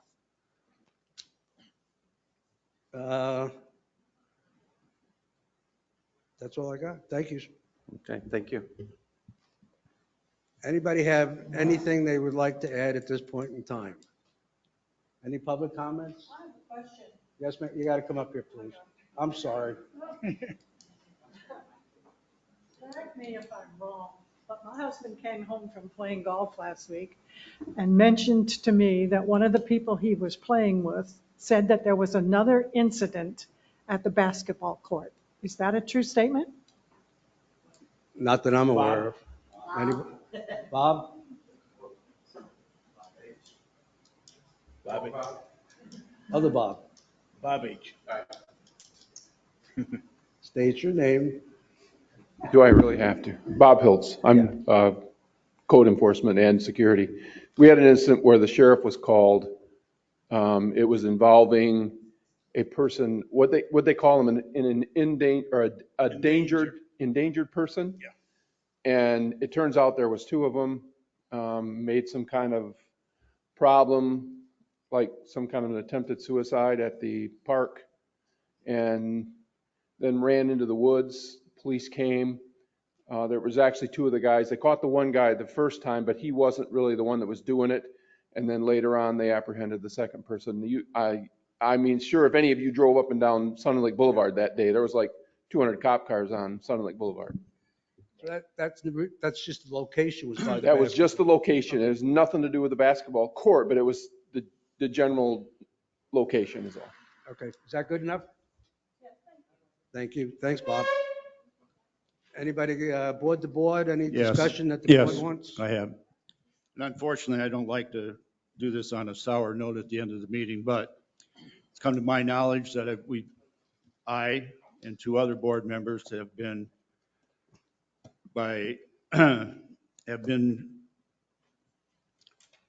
said that we have violated the sunshine law by meeting in the restaurant, all three of us, and discussing business, and that was done by Mr. Gilpin.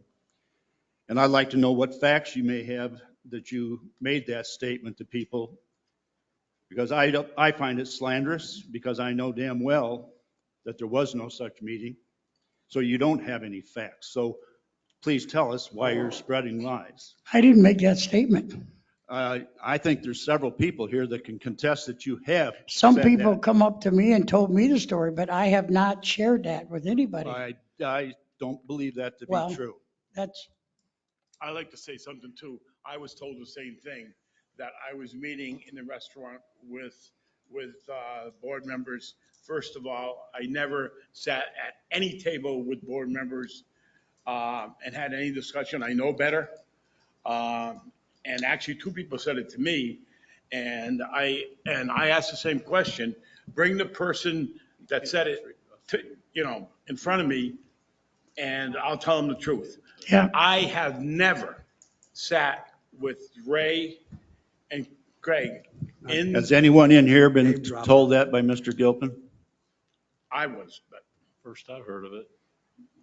I can tell you that the two times I've been told that, they didn't tell me names. I mean, Then never. why is the rumor all over Sun Lake? Well, it could be that, but I did not mention names ever, so I don't know where that comes. You haven't mentioned names. So No, you're saying. I was told two times by people that was going on, and they never mentioned names to me. Who are the people that said it then? Because I don't want to confront them. Because I know I didn't do it.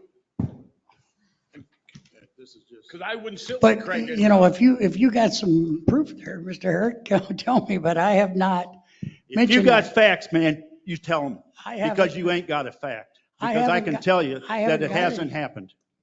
And I know that there's people here that heard you say it, and I don't know why they don't want to stand up and say it.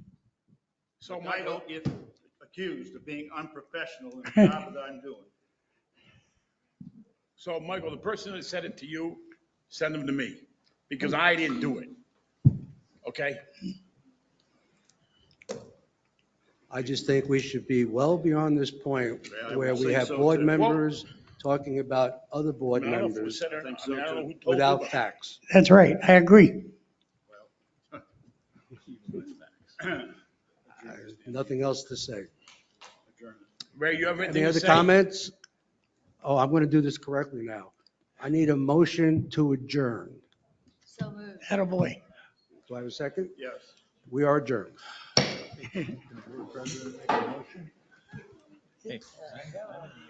David.